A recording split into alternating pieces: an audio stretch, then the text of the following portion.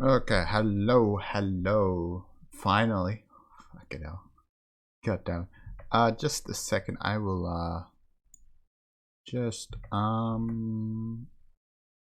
join this in a second. I should talk shit about Kobe and, Kibble while they're not hearing me. I mean, they're already in the thing. Took you 3 minutes. Wow. Imagine being so impatient you can't wait for a song to finish. I'm kidding. Oh god, my face goes to like weird. Only the stream BC can see me right now, but my face, half my face just like disappeared because of the green screen. Anyways, I know you can. I'm not an idiot. Hello there.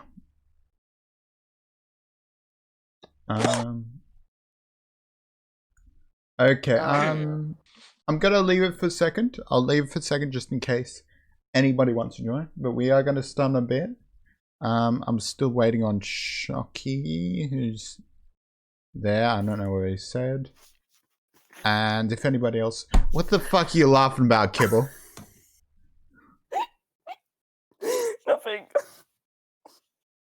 Fucking put your cam on if you're gonna laugh. Show me what you're laughing at. He doesn't even put his cam on normally. Fancy, eh? But That's nothing. I don't talk about. You don't say anything. Dude, the only thing I don't like about this is I'm so wide, I feel like. I'm just wide. You look perfectly normal. you look normal in Discord, but for some reason In you the look stream. stretched out on Looks stream. really I have no stretched. clue It's why. because it's stretched out a little to What is make it, it 4 fit by the 3? screen. To Kobe, fit the how does screen. that- So yeah. Kobe, how does he not notice yet? He's not in Discord. He's streaming. I Kibble. know exactly. What do you mean? How? Hold does he on not a notice? second. Hold on a second. Also, hello, Swed. How are you doing? What? Oh my god. What? What? Yeah. Yeah. That's Yeah, what he was yeah? dying because of. Oh my god. So stupid. Yeah. Um. Right. This isn't a podcast. This is just watching Kibble die. I'm doing alright. Very tired, lol. How about you? I'm alright. Yeah, we'll wait just a bit. Just if anybody wants to join the podcast. And fucking where the hell's Shocky? Yeah. Anyone want to join the Fancy boy. COD past? Fancy boy. Stop. No. I think I made Trip's brain malfunction. I'll join. Hey, Salt, if you want to join, man. I just thought use Is he replacing? I'll Chucky? join, but I'm sleeping. just How are you just, gonna join just a podcast snoring when the you're podcast. You're just Okay. fucking. That like okay, so this happened and that.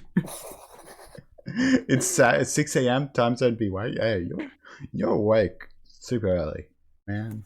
I couldn't do that shit. Exactly. It's all good, so we were gonna start a bit earlier, but then yeah. Oh, there's Chucky.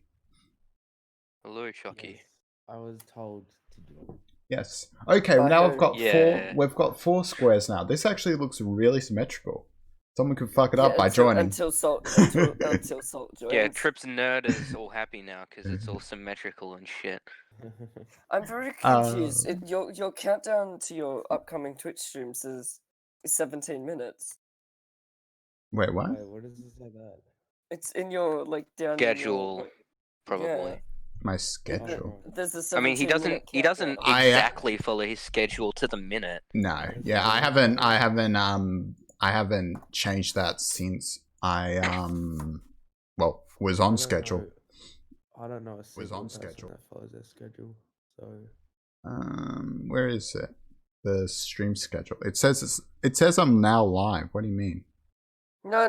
It's Also, down in I've got a It's down suggestion. in your bio. It's down in your bio. God damn it, Kibble, with that Roblox stream. That wasn't actually me. Oh yeah, sure. No, that O actually was. underscore kibble 175. Oh. Sure. I- tried to. But I liked the chicken nuggets one. Okay, let's That one was react a to good that. one. Oh yeah, I know who Good did the one. chicken nuggets one. Where's this? Wait, you might want to delete the one that says the SIMP. Maybe, yeah. Mm. Hold on. Oh yeah, was it like? Yep, it's banned now. You can't Yeah, do what it. the fuck? Why? It's just like another one was banned, which is completely stupid. Mm. I'm sorry, Kath, for deleting your message, but Kat's probably But not like, here. you know what I don't understand is like, why Gotta can't wake they up at just? 7 hours here. But you could just put the words in your banned or blacklisted words instead. Like, I don't understand. But yeah. Which, I'll start here. That brings us to the first GTA background. Should I change my background to something? Oh, that's the one. I don't know. I like the current one. That one's good? Yeah. Yeah, I like it. Okay. Well, that brings us to our first thing I wanted to talk about. Was, again, if anybody hasn't heard, Twitch has banned the three big words, which I will, for this stream, I will say is Civ. Stands for, the three words, Civ, S-I-V, yeah. Gotta keep that on. Cringe. God damn it, Lucas. But yeah. I will mention what I'm gonna do for now is basically it is very contextual. It's if you say it in a harassing manner, you get banned. If you don't, apparently you're not supposed to get banned. I don't trust Twitch, to be honest, to not ban people. Yeah. To anyone who's My streams sprinkler goes in like chat, this. I wouldn't recommend saying even the starting with V airlines. I comes wouldn't back like say that even if it's not harassing anyone and it's just the name of the company. I would not trust Twitch to be completely fine with that. Yeah. That's the thing. I would honestly say Virgin, and I'm gonna take the risk here, would be acceptable because there's a lot of contexts where you can use that in. You can literally say that doesn't, though then you're not supposed to mention like someone's sexual preferences. Maybe not, to be honest, but yeah.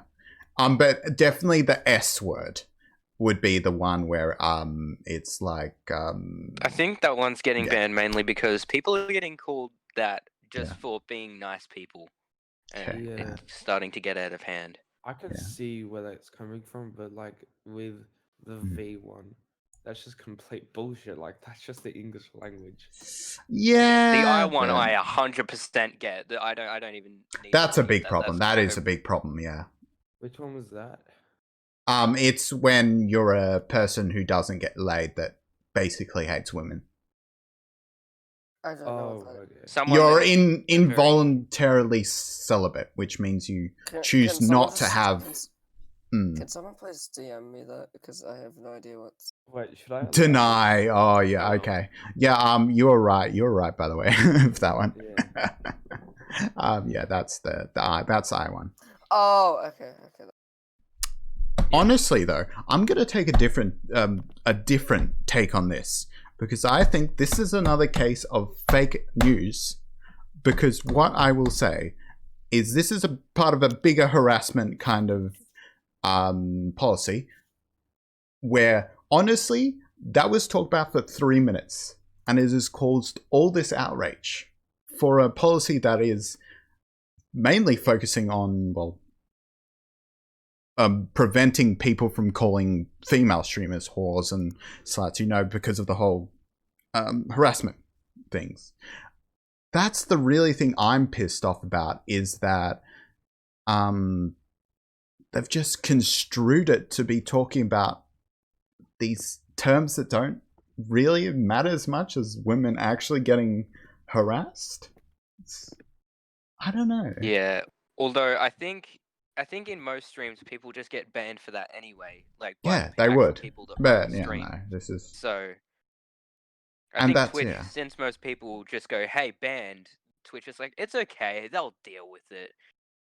It's not Yeah, our I platform. mean, They're the ones that stream. I mean, that's the thing. I think it should be on a report basis, so the person who's reporting it knows the context. Twitch can't just go on a stream, see someone said S word, oh, bans. They don't know the context. And that's what they're trying to do with, they're saying people have in-jokes, so we're trying not to say.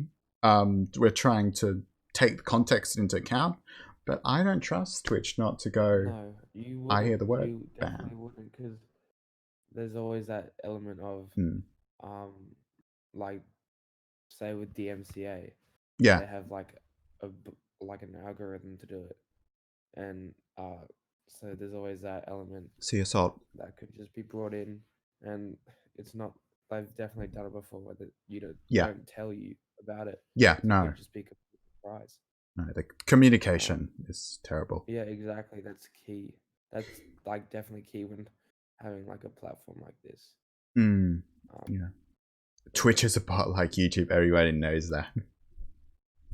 Yeah. I'm trying to be tame about I talking. actually would give YouTube some credit for the things that they do. They've done a lot of bad shit that's really fucked up how creators and people post. But everyone says, hey, YouTube doesn't care about their audience. I completely disagree. YouTube does care about their audience and their users.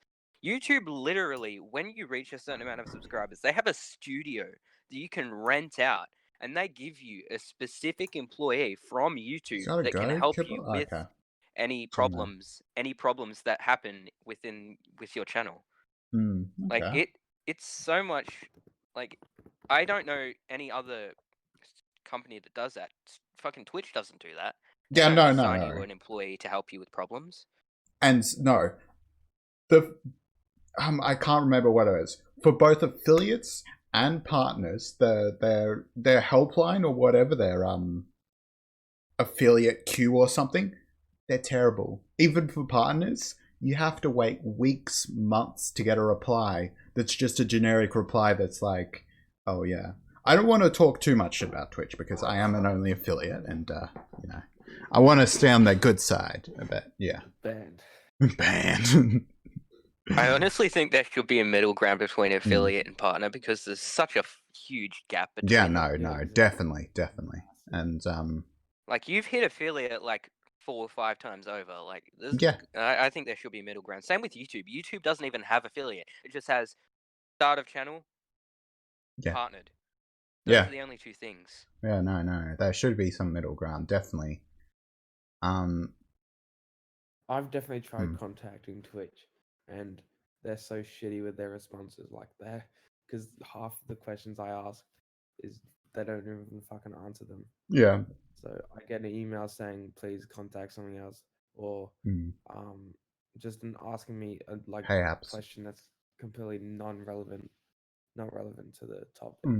Yeah, no, generic. And that's the problem with everything. Like, one of my other pet peeves about what a lot of companies do that have like an online service is they always say their server's online. They always blame you, even if everybody's literally can't access it. And I mean, some good people do. Some good services go, okay, we admit our servers are down.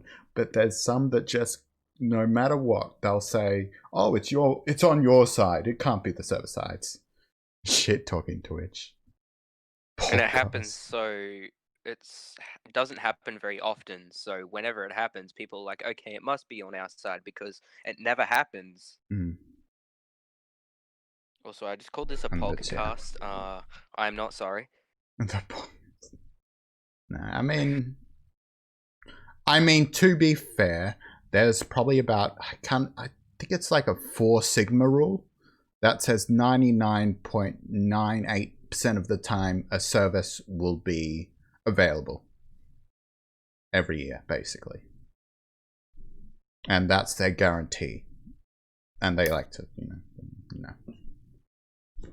Yeah, well, YouTube is also pretty bad with the generic responses, but if enough people nag at YouTube's like, okay, yeah, we're fucking up. We shouldn't just give you responses. And like, a good example of this was Critical about 5 months ago or something.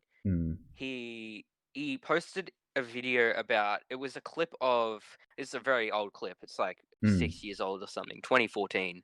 It was like 4 guys dressed up in like mascot costumes, and there was a guy on the road, and they were hitting him with baseball bats, but it's not real, it's staged and it's a joke. Critical reacted to that really recently, like a few months ago, and it got taken down within a day. And then he's like, YouTube, if you took my video down, why don't you take down Markiplier's video from 5 years ago? And lo and behold, Markiplier replied saying, yeah, do it. And they did. Yeah. And then they're both like, hey, we know we asked for it, but we were poking fun at the fact that you are taking down a video that is so obviously staged, and YouTube reinstated both videos, and they're now still up, I believe. But yeah, that was the thing for a week or two, and now that YouTube is actually starting to listen to the people and be like, okay, this video, majority of the people are saying, hey, this video isn't bad at all. Although we looked at it and it looks bad, because we don't have the context, we don't know.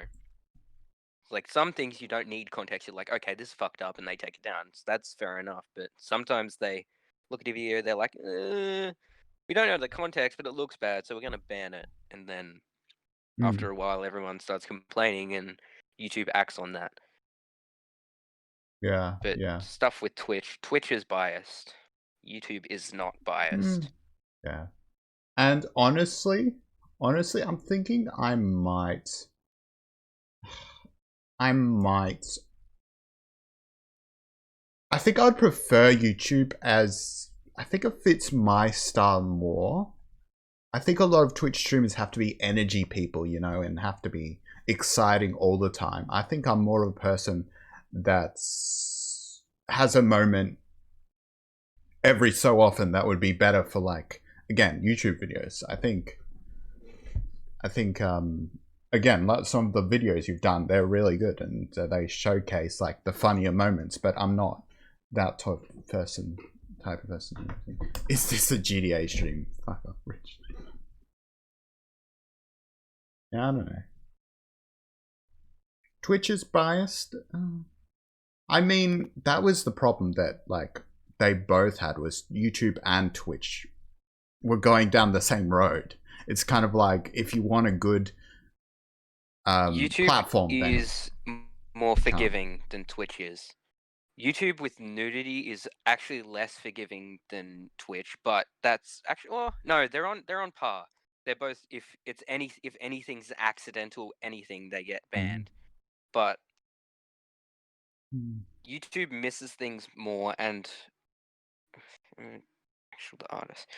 Well, that wasn't YouTube's doing. That was someone that was abusing the copyright system. Because YouTube's copyright system is automated and not run by employees.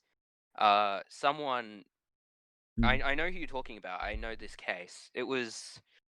I think it was a guy called The Fat Rat. He made a song called The Calling. I think that's what you're talking about. It got claimed by someone called Ramjets, who no one knew. They claimed the song, which had over 60 million views, and then they deleted all their social media and got the money from it. Can you just delete Bridge's message real quick? I haven't got the thing. I wasn't fast enough, but someone else did it. Bridge, you might have missed it.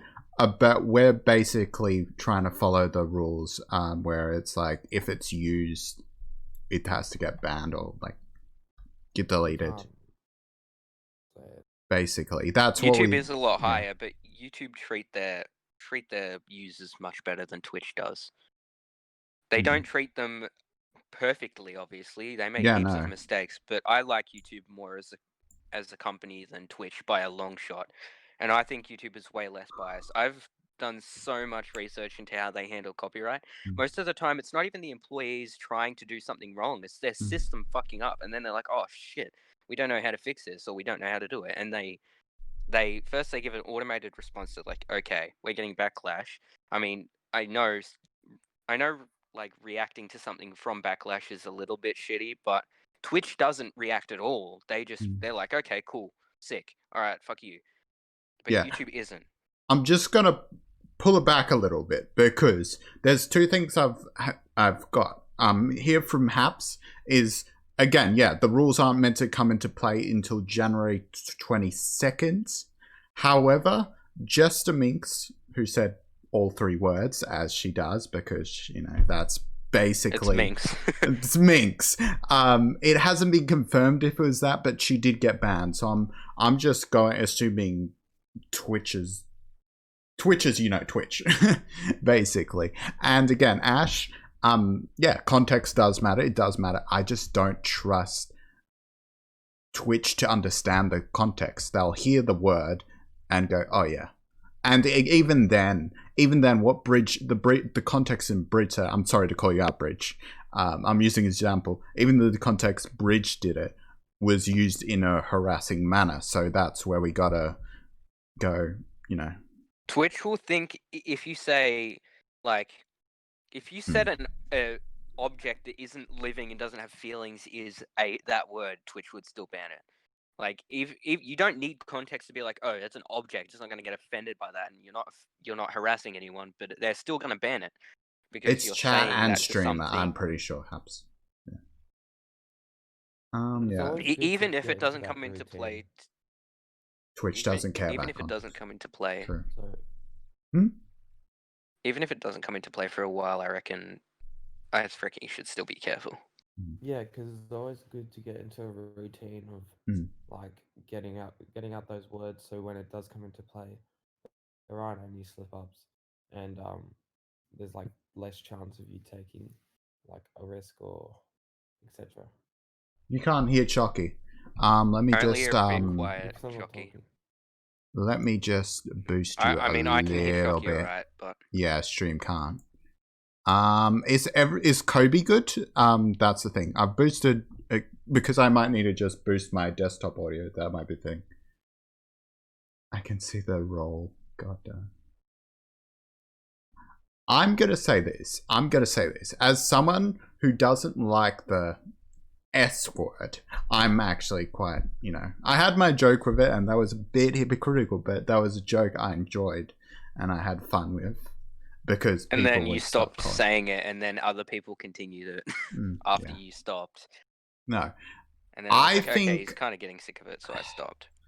The word should be eliminated. I just don't think this is the same thing. This is the way to fix it.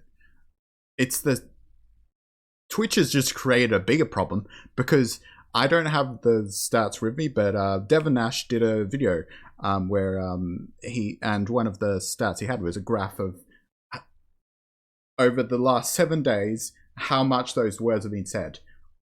When the announcement of that the articles started coming out, all 3 words skyrocketed. They just increased. You tell someone not to do something and they're gonna do something. That's not how you fix it. I think a lot of people say the N word because they tell you not to. You know, I don't. But like, a good example of that is when someone says "calm down" and it makes you more angry when people say "calm down," because obviously someone saying "calm down" doesn't make the situation any better, so it's gonna make you angrier. It's kind of the same thing. Look, I don't think Bridge. I don't think for that you can say you would get banned for mentioning it. I think you can get banned for criticizing. Again, Twitch2S says you can't really talk poorly of other creators, so I tend to not talk poorly of other creators just because I think, yeah, that's the draw the line. It is a bit unfair, definitely, though, with that. Yeah. When people are getting away from this. And the other thing I think is stupid is we're treating the S word almost as bad as, well, in this case, Twitch is almost considering as bad as the N word, a word that's had about 100 years of, hundreds of years of being a racial slur, compared to something that's came up in the last year that is harmful, I'd say. It's not on the same level though. It's just, I don't know, full on banning that, like you ban the N-word. I could see the N-word being banned, but like, I don't know. Just Like, fuck is worse than 2 of the words that have been banned, in my opinion.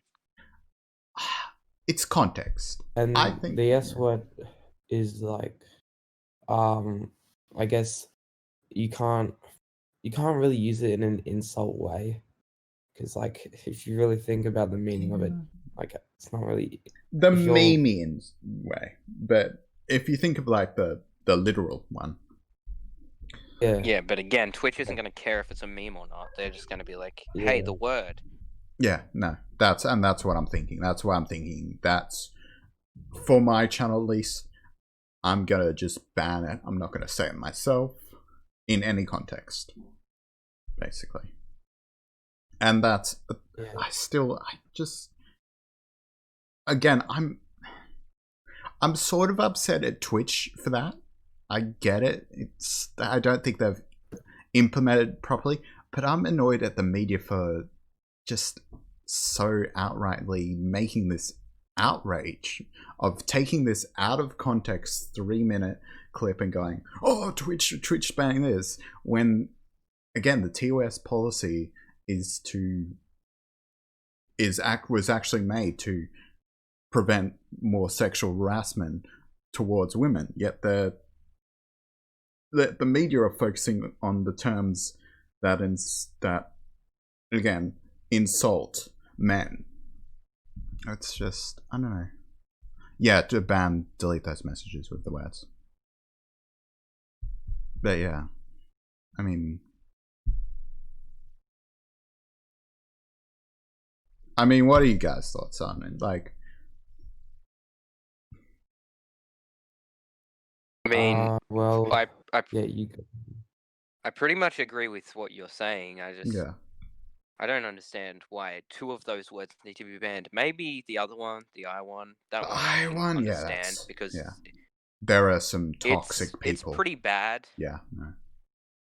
And being compared to that people will call you that just if you're like, if instead of like, because using that word for people or men that hate women, they use it for people that just can't get a girlfriend, and it makes them really, really fucking sad, and it makes them hate like even interacting with people, because people just call them things like that when that's actually not true at all. They're quite a dangerous group of people, I'd say. But yeah. Haps. I'm just saying, that's what I was saying before. If you tell people to, Chucky left. Oh, there he's back. If you tell people not to say it, they will say it more. It's something called, there's actually a word for it. I don't think you need to call it what it's called by. I think you can just call it basic human instinct. Just to defy someone's orders. I mean, I guess it depends if you're a sub or a dom, but I mean. And again, I don't want to go too much into politics, but I think you can use that same logic for something like drugs, because one good reason of legalizing a lot of drugs is that if it's not illegal, be careful with your wording there. If it's not legalizing non-harmful drugs is what he's trying to say. Yeah. Oh yeah, I forgot I could probably get that. But this is more opinion rather than advocating for it. If you legalize non-harmful drugs, then less people do it, and also because it's not taboo anymore. It's allowed, you know. People are gonna be like, I'm gonna head off for a second because my Discord's being a bit of a cunt. Kobe is helping too. I'm happy I don't stream anymore. I don't have to deal with these fucking rules, my chat. I mean, I would so like for a platform that, you know, is a good platform, and just it looks like there's no good platforms anymore, you know? Talking about drugs as early as a GDO stream. Yeah, because we all have that rebellious side inside of us. That we want to break the rules. So with the drug related stuff, I think that there would be like people that would like use it less because you obviously have access to it. Yeah. But there would also be regulation more because as well. Yeah. I think there was also a kind of a funny point made by someone. It's not serious, but I think it's kind of actually true. They said, if they don't want people to use drugs, stop giving them such cool names. Like, I bet if this drug was called Floopy Doo, no one would fucking use it. But I mean, they give bad things kind of. Yo, some quirky people it's a be stupid like, point, that's but a cool it kind name. of makes sense. No. I guess if people, like, if it was legalized, then people would have, like, there would be more the opportunity to see, like, how shitty they are, and also, like, that will also be a cause of why they won't be used as much, because people will see that it's not the best to take them, and that they fuck with your life. Going back to the words thing. Well, Australia's started doing that with their cigarettes and stuff like that, but yeah. No, they keep on upping the price, and eventually it'll get to a point, or they hope it'll. And get even to a point. adding on the actual packaging, putting the effects of smoking, etc. The graphic images, massive, that's massive. Yeah, that's a massive good. That's a great thing to have. So yeah. No. Back to the word thing though. I'm saying, again, there are so many edgelords, like I probably said before, that was because people tell you can't say the N-word. Again, I have my opinion on is if we're not allowed to, no one should be allowed to. It's kind of like but whatever. I know that's a bit of controversial opinion. But because people are told you can't say it, there's so many edgelords that will say it because they're told they can't. You know? And I think that's the same thing with this. There's a lot of different sides too. There's I know there's a lot of people who have, this might be a bit, there's a lot of people who have disabilities that laugh at jokes saying the R word, and they're like, oh, that's funny, dude. Like, there are people with autism who laugh at autism jokes. Like, they're like, oh, that's funny. Like, it's okay. It's fine. It's all good. But look, then there's another side, but that says the opposite. And to be fair, you'll probably understand this. Watching people like Fitz, is edgy jokes are probably the funniest because less people can say them. A lot of jokes are overused because I think there's a fine line between actually being funny with edgy jokes and being an absolute cunt. Or just saying something. Fitz is one of the people that does it well.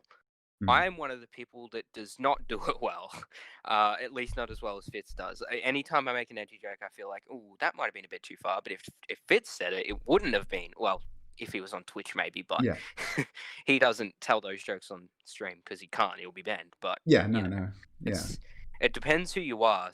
It's just I don't know how it works, but it's just the personality that they have. Like Swagger Souls, Fitz, John on the radio, all those people. They have the personality to tell those jokes well and to make it not sound as bad as it actually is when you think about it. It's not technically bad because you're not actually you're not talking about someone like with ill intent when they're telling those jokes. They're not being like, oh, this group of people, I hate that group of people. They're just telling the joke and they're telling it without being harmful to anyone. And the way they tell it, it's never been harmful to anyone, and I've never seen anyone in the comments being like, you were so offensive to this group of people. It's fun jokes, but it's also staying in the realm of being edgy, but it's not being too edgy to the point where it's harassing someone. No, there's definitely a difference. I just want to quickly respond to Haps about vaping. I think that's more because, I don't know, it's just people have made it look cool when it's really not.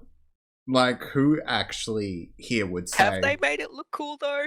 I don't know. Someone's been like, oh, vaping. Or something. Maybe if you're 13 or 14. 13 or 14, but... Like, yeah, those are only, like, fucking teenagers. Yeah, no, it's... I don't know where that came from. It's just like... So... I think it's died down. I think that was... Yeah. I think that was mainly in 2017, where it... 2017 or 2018. Cool. Yeah, I'm glad it's died down. I was so sick of all these people being like, "Oh, dude, Vape Nation, dude." Like, dude, I'm telling you now, Family Guy did like a good segment of it, or they might have done a whole episode. I can't remember. Was just dude, the that's whole the most vaping controversial thing. That's the most controversial thing you've said on this stream. You liked a Family Guy joke. Ironically. Oh, God. You may think a Family Guy is a hate speech show, but it is actually fairly liberal. They make some edgy jokes, but it's fairly left. If that's what you're referring to. So. You know what else left? My wife. You said you were gonna be serious. I guess you can't tell us not to be serious. Yeah. I come on. I'm being serious. You said a sentence that could have gotten you cancelled about drugs before. You were like, dude, they should start legalizing drugs. And I'm like, wait, Trip, you got to say the non-harmful ones. Someone could take that out of context. I might just grab that clip and save it for. I thought it was you, Dad. Anyway. Yeah. Anyway. Should we talk about the launch of Cyberpunk? A little bit. Way ahead of you. I think close that out with just saying it's stupid. Yeah, the whole ban, and they're not doing it right. Yeah. Here's the thing I'm thinking with Cyberpunk is we're hearing a lot about the refunds.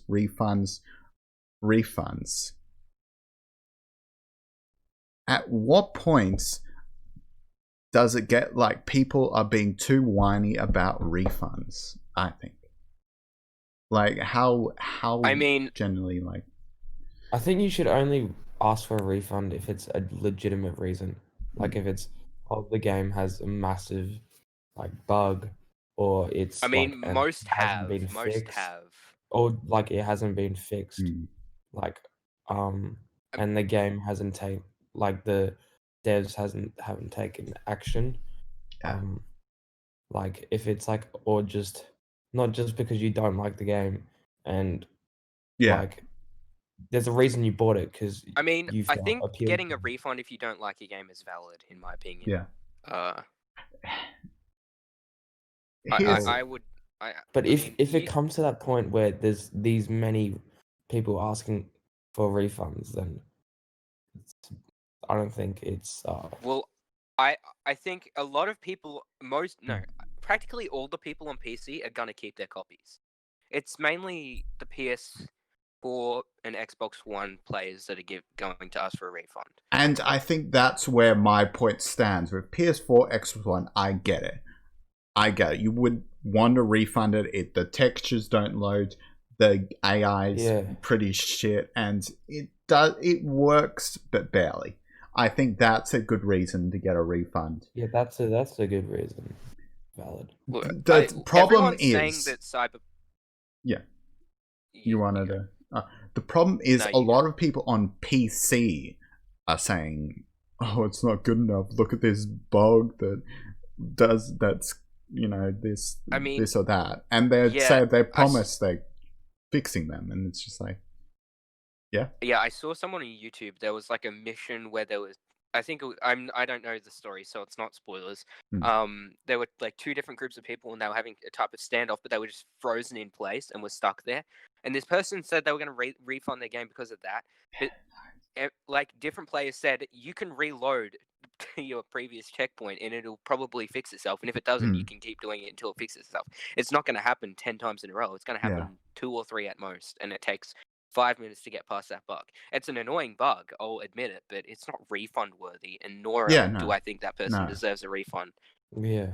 I think a lot of game reviewers are actually being reasonable with the score that they give Cyberpunk 2077 because A lot of people are saying that, hey, CD Projekt Red, they're fucking liars and they don't deserve your money. Well, they delayed the game 3 times. They tried. They really tried to make it as good as it could be, and it didn't happen.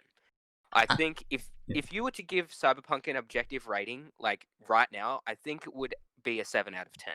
Yeah. Because the game itself and the content that it has is really good, but the bugs that are on even PC and the next gen consoles is unacceptable. Again, my personal opinion is I haven't had huge amount of bugs. I've had a few bugs, nothing too big. I haven't had the game breaking bugs like some people have had. Like there's some pretty big ones. They're gonna fix that. I think the problem is, and I've been saying this all over Discord. I don't know if in my server or not, but definitely in others. People saw this game as like the second coming of Jesus, and they're basically getting pissed off that it isn't the game of the century. It's a similar situation to No Man's Sky, but No Man's Sky was a bit worse at launch. No Man's Sky basically had no gameplay, let's be honest. Yeah, it wasn't a bad game, but it was boring as fuck. Yeah, I played it at launch. It was not bad. It worked. There were some bugs. There were less bugs than Cyberpunk, but it had no content.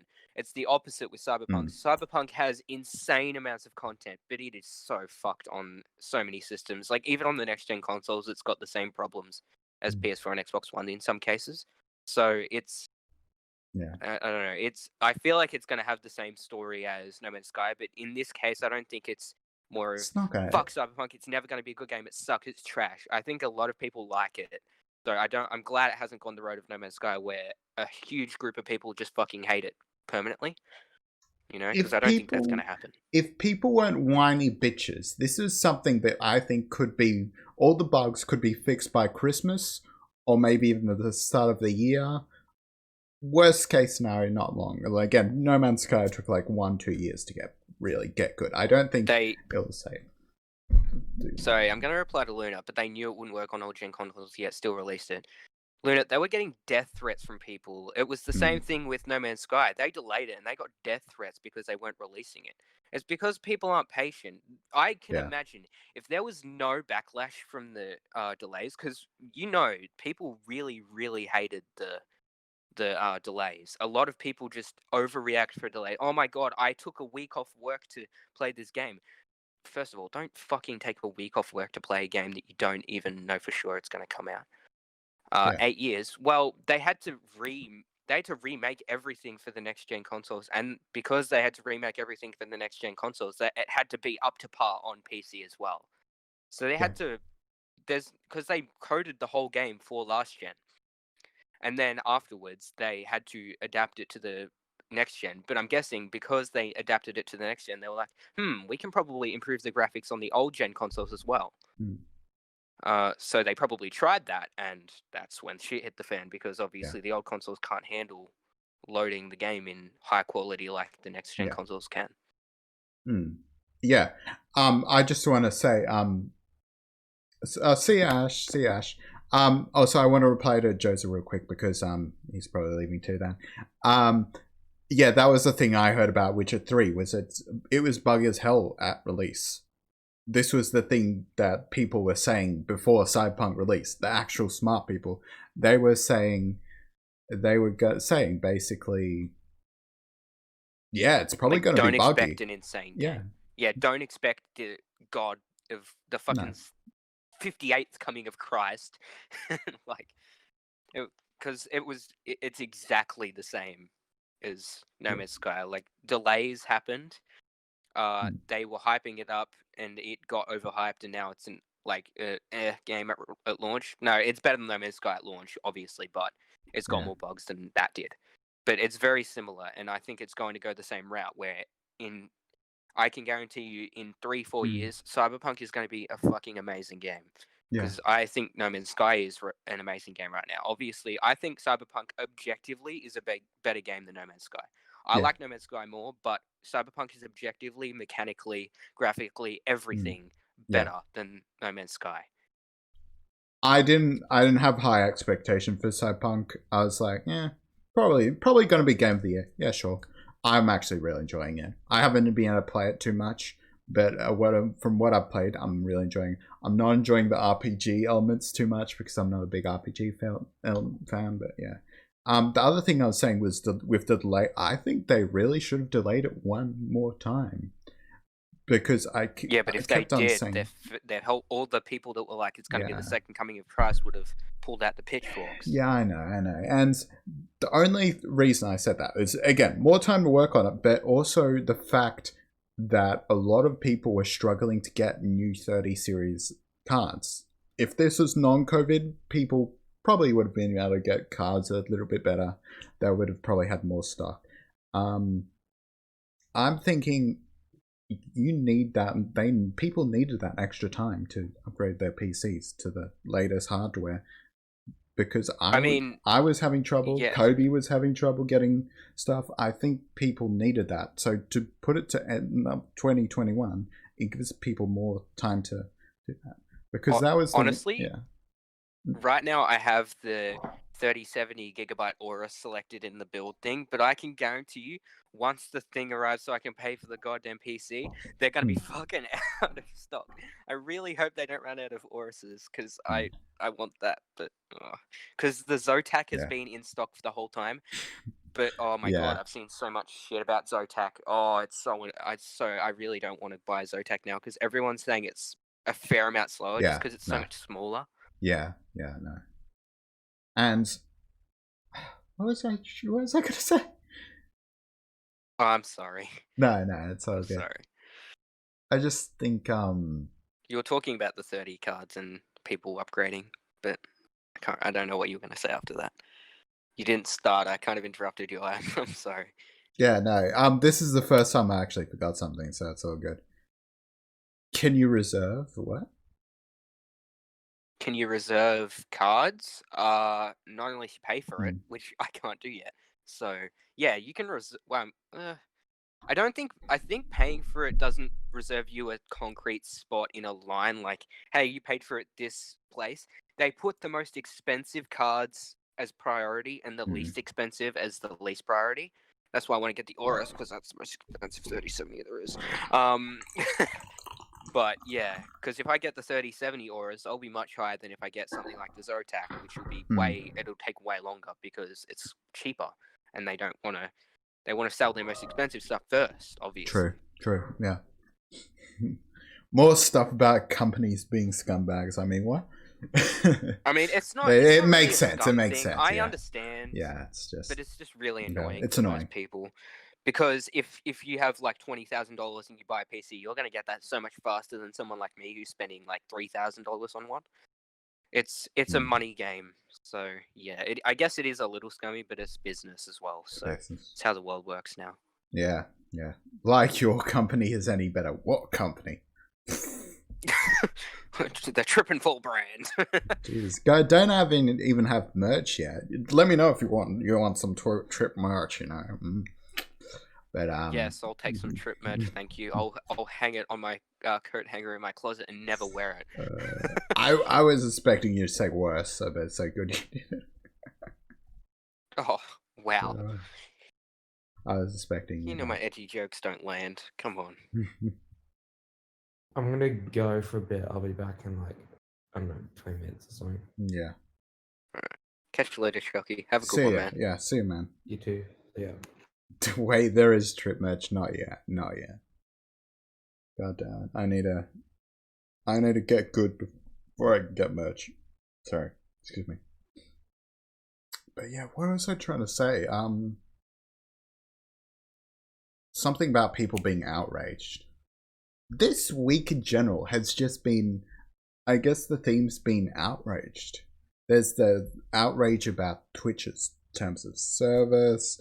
There's outrage about Cyberpunk. The 30 series cards. 30 series cars. Is that been more this week? I mean, it's probably this week, but it's probably like 8 weeks before that as well. It's been going on for a long time. People are really pissed off about that. But I'm wondering how the fuck many people are ordering it. Like, oh my god, so many people are buying the new cards. Like, if they're selling out so quick. No, yeah, and you would. when you think about it, you're like, oh, holy shit, they must be getting hundreds of cards at least, like, every day, but they're selling out so quick. Like, how many people can afford those high-end PCs? Yeah, and I get it, because the 30 series, it's meant to be like a once-in-a-generational card. Like, from what I've heard from people pre-launch, was this generation, or this series, 30 series, it was the best. The best, or the biggest jump. Yeah. Oh, though that's... the 10 series to the 20, I think it's similar. I think ray tracing was a big thing. I think the 40 series will, like, because this might be a bit of a, like, weird opinion, but I'm kind of pissed off about the 3060 Ti being slower than the 2080 Ti, because it's a direct number upgrade. I know it's so much cheaper, but I wish they just pushed that to be at least as fast as the 2080 Ti, because it's a direct number upgrade, but it's still worse. I don't understand that. It makes a little bit of sense, because they're swapping around they're swapping it around. The 2080 Ti was the most powerful graphics card in the world. Now the 3060 is the least powerful of this generation. I thought the Ti before this, like the 1080 Ti was the best in the 10 series. The 2080 Ti was the best in the 20 series, and now we've got the 3060 Ti, which is the worst in the 30 series. I wish they just stuck to something concrete instead of like making a direct number upgrade that's slightly worse than the 2080 Ti. I mean, it would probably have better ray tracing and better capabilities with that, but in general, it gets less frames than the 2080. Yeah, I mean, by a fair amount. It's like 15 frames. It's pretty big. Like, it's pretty bad. I wish they pushed it a bit further. That's all.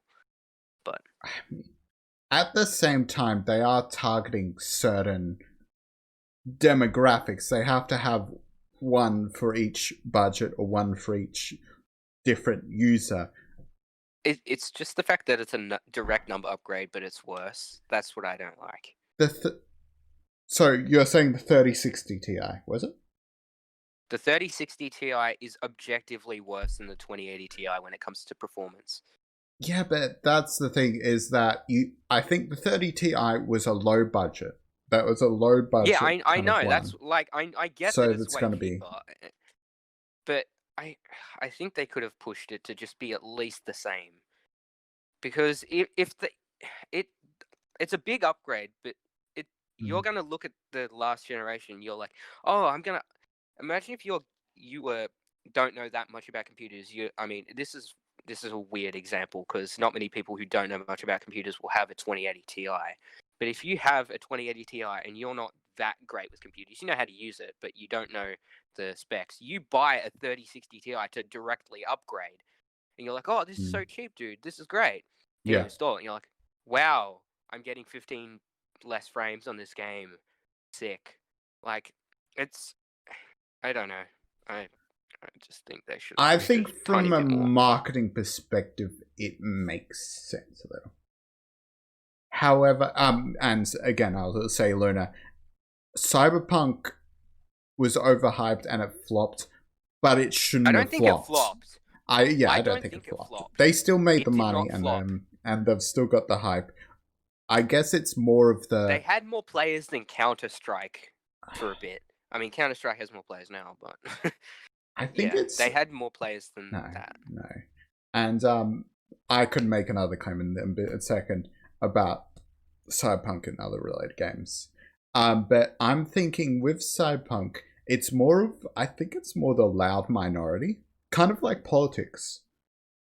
A lot of politics.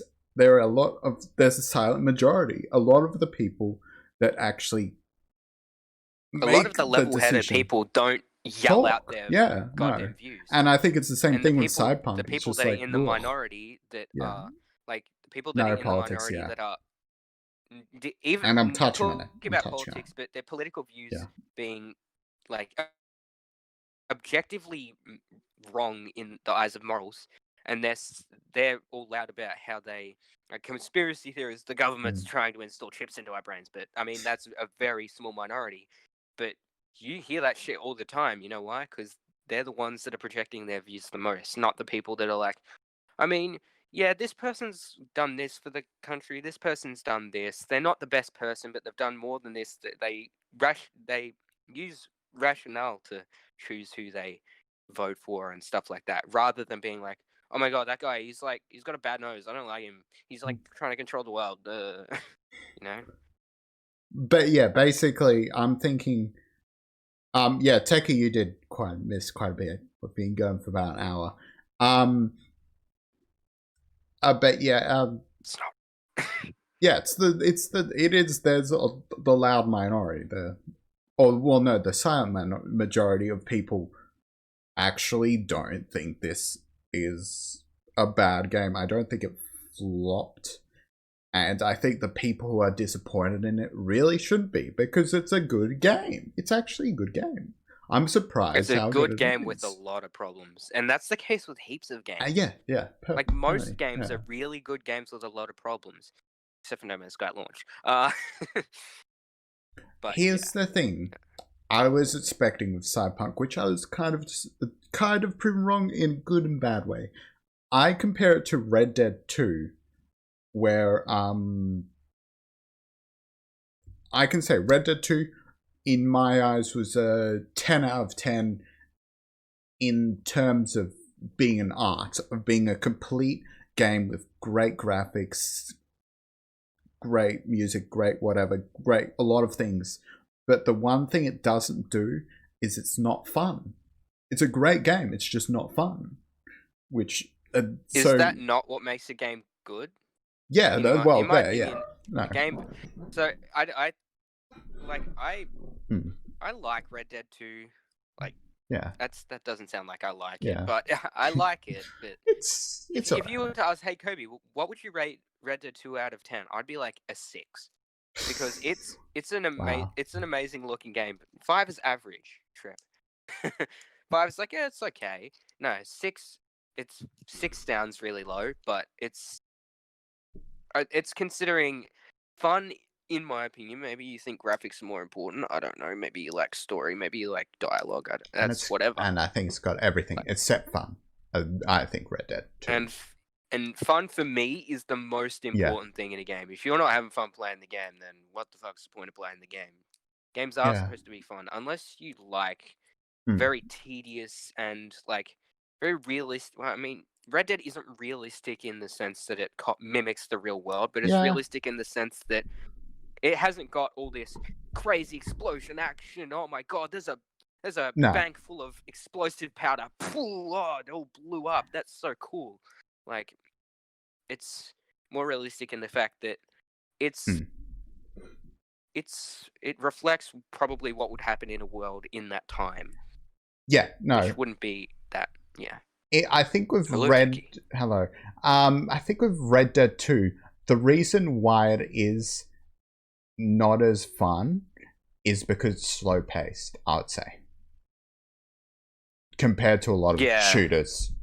I think that was the reason. There's a few slow-ish paced shooters that I like. I mean, they're fun.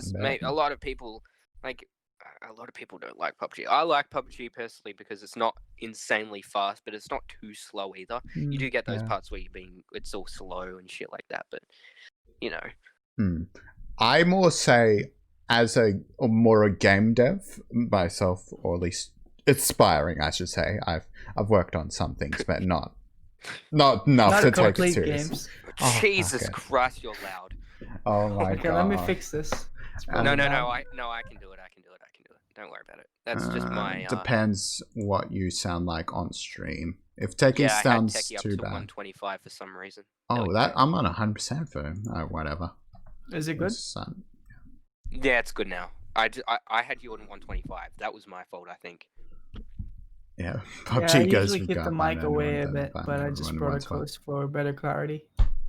So you guys are talking about No Man's Sky and Cyberpunk and Red Dead. Yeah, I compare. We're kind of comparing them a little bit, but not in terms of gameplay, in terms of how they performed. Let me just finish what I was gonna say. As someone who's interested in game development and game design, I'll say that trying to get into the field. I think that's why I value a game being complete and having so many features, doing so many things right, and being like more a work of art than a fun game. That's why I do. But I'm still a player. I'm still someone who plays the game, and if it isn't fun, obviously, I do respect games that are good though. In the sense of that. I think even if you're a developer and you look at the game from more a technical standpoint of, oh my god, my game has really good graphics, that means it must be good, right? I think you need to think about it. You need to play. You need to be like, is this fun to play, or am I fucking bored? Because if you play a game that you're making, I'm not saying your games are boring, but I'm saying that if someone's a developer and they play a game and they're just sitting there with a straight face going, okay, cool, this works, you're not. Like, you're analyzing your game, but you're not doing it from the right point of view, or like you can analyze it from that way. That's a good way to analyze it. But if you just go into a game analyzing the graphics, how it looks, how everything interacts with each other, instead of going, is this actually fun to play out, or is this boring and bland? Because if it's boring and bland, you should look into that more instead of just leaving it as it is because it looks nice. Yeah, and I think that's where it also ties in to No Man's Sky. I think you touched a bit on that. Yeah. And again, me and Techie talked about a lot. We were there when it was going to launch. We were hyped. Yeah. I think we were hyped because we looked at the technology. We looked at the technology, the random generation, the insane number. Sean was like, "Oh yeah, dude, we're using the best of the best." We were hyped, and I still would have respected them at launch. I didn't play it because it wasn't fun. It was a mess. I mean, I'll be honest, the exploration is kind of fun in-game. But yeah. It was less glitchy than Cyberpunk. I mean, yeah, that's true. But it depends on what platform. Yeah. Like, you still had phasing and characters, like, going through the ground and weird wall glitches. I mean, you still have that to a certain extent when building bases. There's also one really misconstrued point. Sean Murray said that there would be multiplayer at launch when there wasn't. I don't think he lied about that. Everyone's saying that, he fucking lied. He said there was going to be multiplayer and there wasn't. I don't think he meant to lie about it. I think he thought he was going to be able to put it in, but he was like, oh, fuck, we're out of time. We can't put this in. If we delay it again, we're going to get even more death threats. I think, and that's probably the toxic side of gaming where there's so many toxic people on the internet. It's just stupid. But what I was going to say was, I think there was definitely an element of false advertising. People thought this was going to be a game that you could play. It turned out to be more of a universe simulator, which I mean, yeah. Well, but yeah. I mean, they've done a great job of it right now, mostly. But yeah. I think right now, even though it's still, people are like, oh my god. It's like someone made a spreadsheet of all the things that it promised and what it eventually fixed. And there's still red spots on that list. They still haven't put stuff in that they promised at the beginning. But I think people are like, oh my god, look at those 5 red spots out of the 50 that are on the list. When there's a separate spreadsheet on another site that has about 70 or 80 columns that all just say, never promised, never promised, never promised. And it's all 80 different features that were never promised but were added. And people are saying, it's still not the game that was promised. I think it's far surpassed the it's game delivered a lot more. No, surprisingly, they got the Game of the Year award or whatever. Game Awards. They won one of those things. Wait, this year? Or in 2016? 2020, Game Awards. They got best ongoing. The Labor of Love one? Best ongoing. Yeah, best ongoing game, No Man's Sky. Oh my god, yes, I voted for it. Fuck yeah, dude, I'm so happy. That wasn't the Steam one. No. That was the Game Awards, though. That wasn't the one you voted for. That wasn't the Steam one. I'm just saying. Oh, okay. But, yeah. No, it's very similar then. Yeah, but the funny thing was they were expecting Fortnite to win, and then when Sean got it, he was like, "Lol." He wasn't expecting it. He was just. I think he was just. He was just drinking a bit of whiskey. It's like what? It's like what? I want to see that now. I never saw that ever. Should we show I'm it? watching Donkey stream it. It was pretty funny. Please show me that. Should like, we? You don't have to show it on stream. Just send it to me or something. Oh, we should. Like, I want I'll to send see you that. the Donkey one. Let me go. Sean Murray Or maybe Game it's on Awards. YouTube. Let me see. Sean I'm not Murray gay, Game but Awards. Sean Murray, Sean Murray, he's great. He's a good I guy. love his I love smile, that dude. Like his smile is just brings a nice. Okay, here it direction is. Here it is. To his Every whole time I see department. Sean Murray, I'm just so happy all of a sudden. Just because I think about it, I'm like, oh my god, he deserves all the shit that he's got now. He so deserves it. Because at the start, he was just nervous about trying to impress people. He wasn't lying, or he wasn't meaning to lie. Rather, he did lie, but he didn't mean to. Is the main thing. He wasn't lying to lie. He was lying by accident. And now he's delivered more than anyone thought the game would be. Yeah, we know. I mean, what? Okay. What I can do real quickly is I can.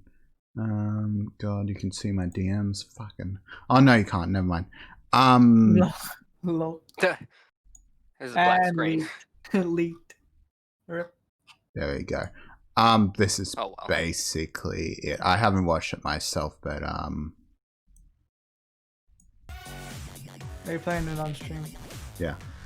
Oh god, Cross Cyberpunk and later Keanu Reeves, Johnny it's a bit cropped, goddammit. The Best Direction Awards, so stay tuned for that. Whatever. But welcome back. Now coming up next, I we're hope going to that's present the good Best enough. Ongoing Game Award, and the Twitch community thinks Fortnite is going to win that with 47% This is what of the votes. anime YouTubers do. They just crop the thing so it doesn't get detected by the Best Ongoing Game, auto which recognizes YouTube 5 detect. outstanding titles that continue to deliver for fans. Here, I'm gonna are the mute while I nominees. watch it so you don't have to hear yourself.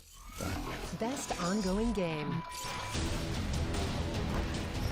Here I go.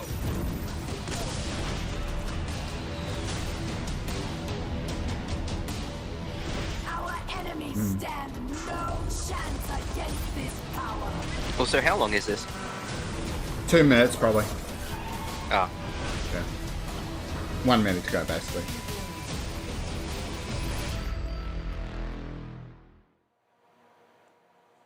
All right, Yeah. well, now it's Is time that to it? reveal the winner. Yeah. The nominees are joining us here. Hi, guys. All right, here we go. And the winner is... The Game Award goes to No Man's Sky. He's just like... Warzone was in the... It's like, whoa! Amazing. Stop spoiling it. I haven't seen it yet. Delay. It's normally... Twitch is right, Jeff. It's normally Fortnite. It's always Fortnite that beats us. Thank you so much. We're really lucky, you know, we get to come to work every day and make games. No Man's You can Sky is tell such a he didn't wonderful prepare game a to work speech. on, you know? He's just like, what the fuck? It's not always easy though. Yeah. Just really came out of moments nowhere. Like this, Yeah. they mean a lot. You know, this means a lot to me, means a lot to the team. Thank you so Yeah, much. oh, Thank you to the that, community I for like continuing seeing to Sean Murray support just, us. his Thanks. eyes just wide. He's like, oh god. Congratulations, That's Sean the Murray, last No Man's Oh my that's god, good. it's good. Let me just And that's it. switch back. It's so deserved. It's so wholesome. fucking deserved. I think that's where... Oh god, I can hear it. I can hear my own voice. Yeah, sorry. Sorry. That's where I think people need to find a balance of hype and exceeding expectations, I guess. Cyberpunk just pumped hype after hype after hype, got people thinking it was going to be like this. No Man's Sky did the same thing, but they also bounced back after exceeding expectations. I was like, I said something earlier. They bounced back in mid 2018. Yeah, I would say. After the And then they Pathfinder continued. update, it kind of blew up from there. And that's I'm saying next, not Hmm. Pathfinder, but I reckon next is where you would start Yeah, that. yeah. But yeah, similar. But it's just the update before. I said to someone when we were talking about Minecraft look at Minecraft. They've only got one update every 1.5 years. It's honestly pathetic when you look at compared to No Man's Sky. It's when and especially because I know this might sound ignorant. Updates this week, yeah. This might sound ignorant, but I'm pretty sure it would be a lot easier to make an update to Minecraft than it would be to make an update to No Man's Sky, just because of the graphical differences. Oh, you'd be surprised, dude. Minecraft has so many dependencies now, especially since they're trying to do cross-platform. I know, but you think about Java how and big the C++ universe of now. No Man's Sky is. Like, you think about that. They have to alter so many things about that universe. I mean, obviously, they don't have to go to every single planet and update things on that planet, but they have to look at it has to work with a lot of systems. Templates of planets. Yeah. And because it's procedurally generated, they have to go through different iterations of the update to see, hey, does this work? Hey, this planet's a bit buggy. Let's fix something about this texture. Yeah. And they need to fix different things about it because they can't just go, hey, we did this one planet, we're done, because it's procedurally generated. Sometimes it's going to fuck up. Also, so they need to minimalize that. In a similar way, they have their core components borrowing off the seed generation of Minecraft. Because I remember reading the blog with Trip way back when No Man's Sky was still in its infancy. Yeah. The seed generation, there was a blog that we were reading. It's borrowing some elements of Minecraft. So you could say that No Man's Sky is like a more evolved version, space team version of Minecraft. Yeah. I mean, it's also got less variation, No Man's Sky. Like, it's got less material variation, is what I should say. Maybe. So there's not as much. There's not as much to build in No Man's Sky compared to Minecraft. But the reason for that is because of how demanding it is to continue to add new materials and new building like parts to the game. Yeah. Because Minecraft is only like 64 pixels per 64 by 64 by 64 pixels or something similar to that on the textures. I'm not exactly sure, but it's a low amount compared to No Man's Sky. Yeah. Like, I'm not saying it's easy to develop Minecraft. Like, that's probably really fucking difficult. But yeah, it's probably more complicated than it looks. Definitely, yeah. Plus, they're trying to do RTX on it just looks so weird. It looks like you're in a block world and everything's high definition. Oh my god. Everything's, I don't even know if I've seen RTX on No Man's Sky. Does No Man's Sky even utilize RTX? No, not yet. Yeah, latest update. Does it? They opened the next generation? Next gen update. Okay. Oh, really? All right. They don't. Trip, you need to test that out. I'm pretty sure I have. They don't have a setting for it, so I think. Oh, they do. They do? It should be in options. Did you update? Yeah. Maybe we can check after this. Play a bit of No Man's Sky. Yeah, it's been a while since you played it, so.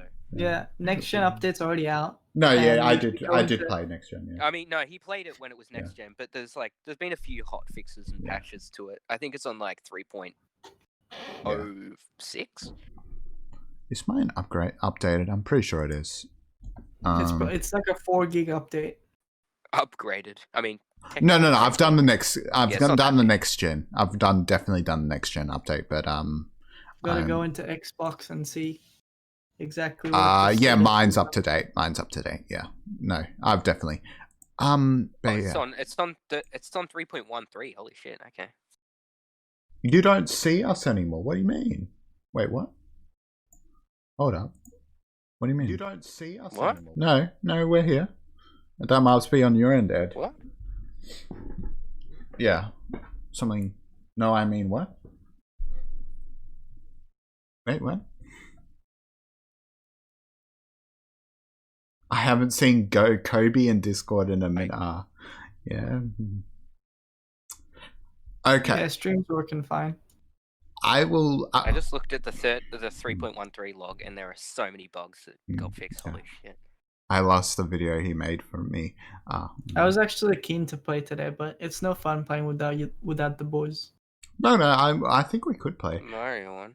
I have one more thing. Oh. Because speaking of Xbox, speaking of the on the topic for outrage, because this week has just been. Ed, I can I can let you download that from my YouTube. I'll talk to you in DMs about it later. Sorry, you can go now. Yeah. This week has just been the week of outrage. Some of it being fair, some of it being unfair. Cyberpunk. But this is a legitimate outrage. Was Xbox Game Pass introducing EA Play to their library? For people who don't know, this is something that was a little less covered as Cyberpunk and Fuck EA. Twitch.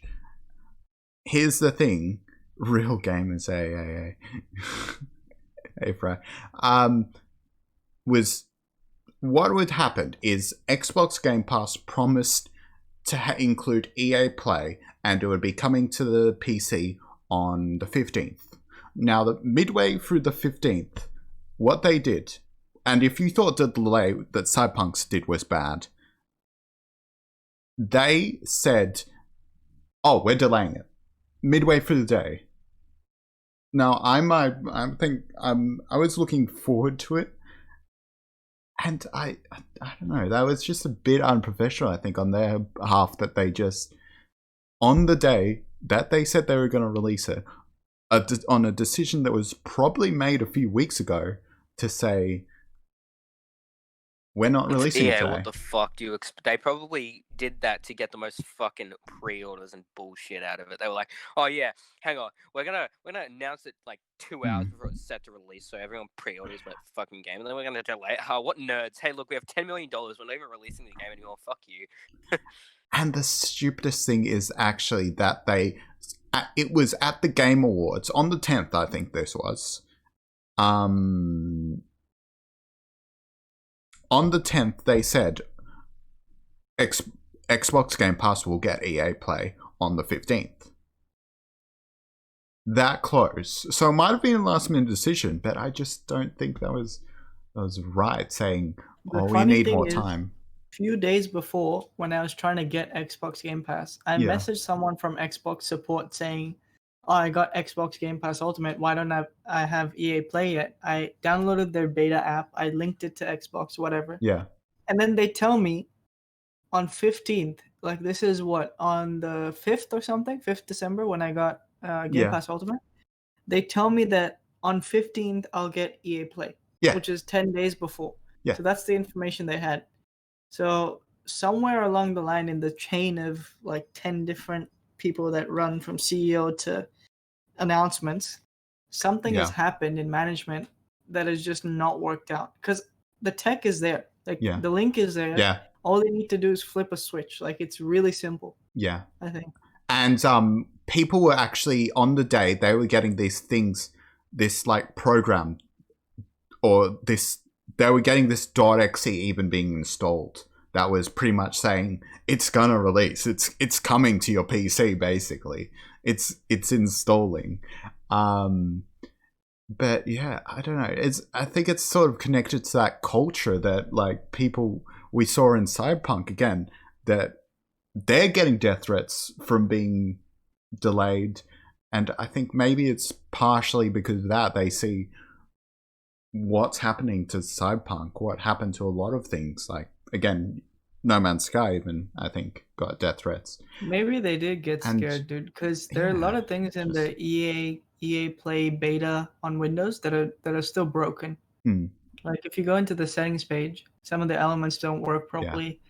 God knows what language they're using.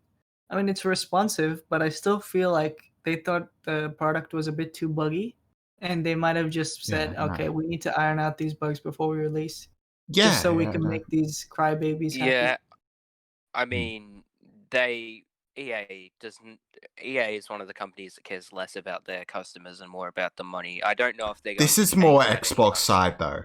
This is more Microsoft. I know, but you know, EA sort of more agreed to it, and it's Xbox doing the heavy lifting, I feel, at least.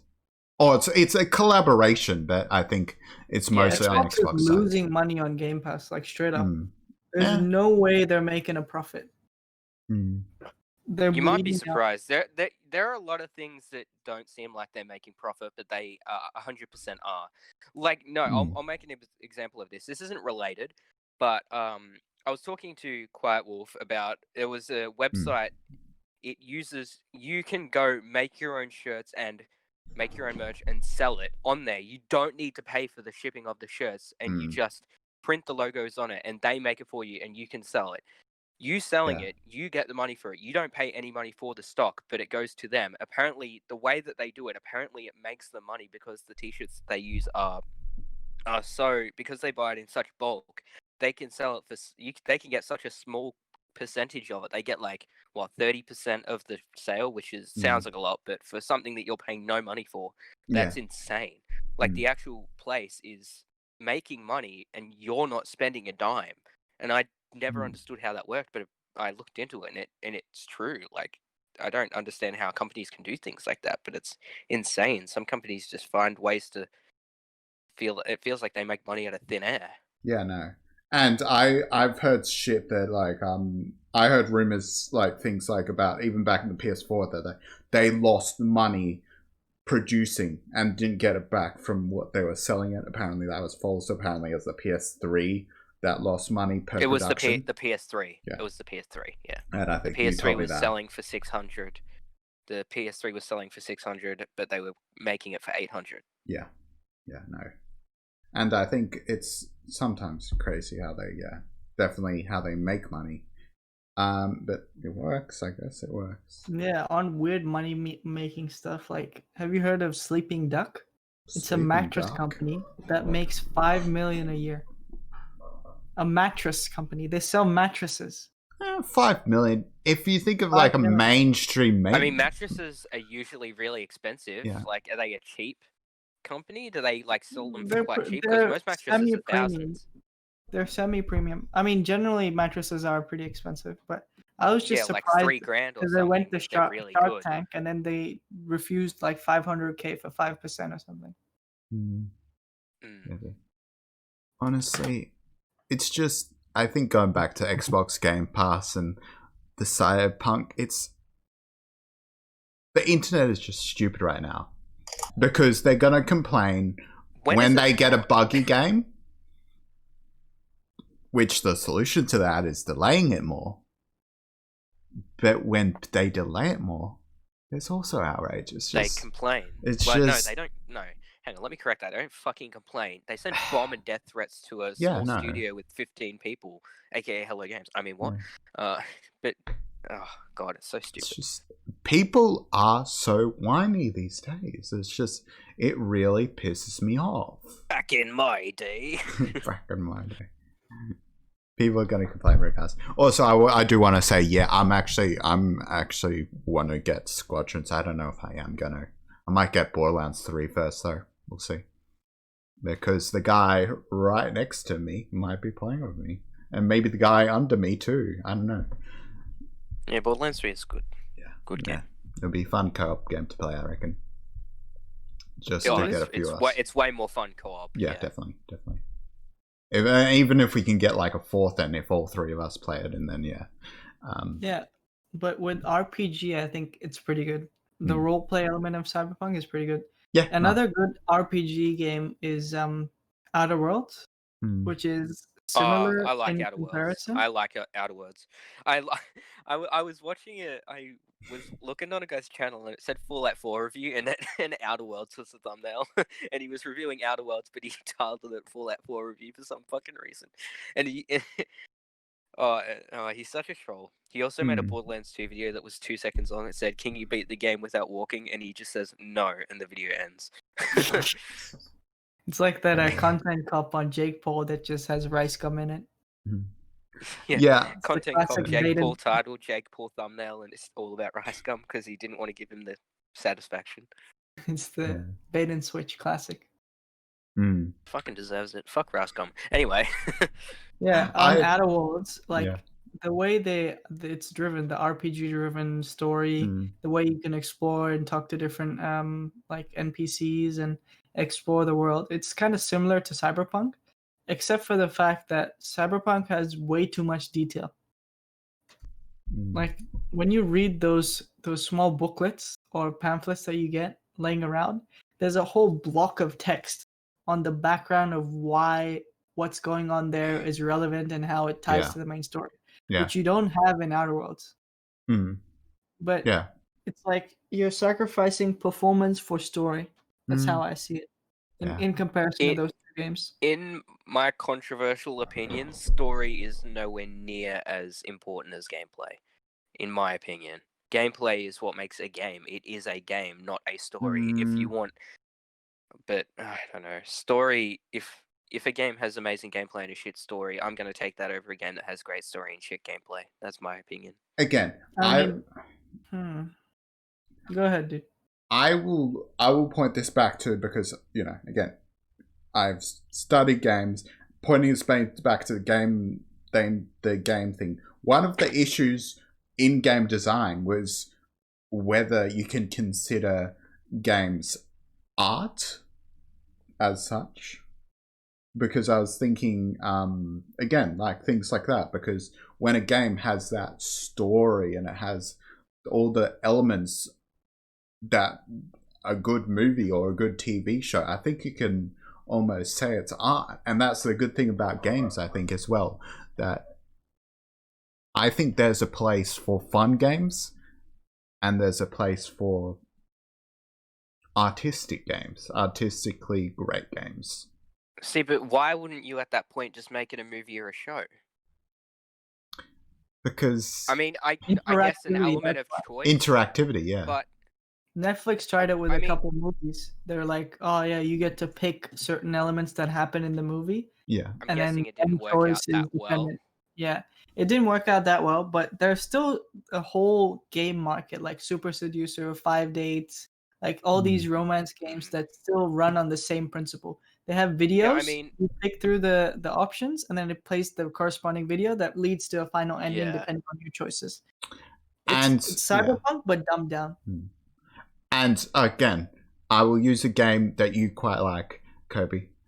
Detroit Become Human would not be as good at a game, I say game, if it was a TV show or a movie. That's what makes Detroit Become Human so good.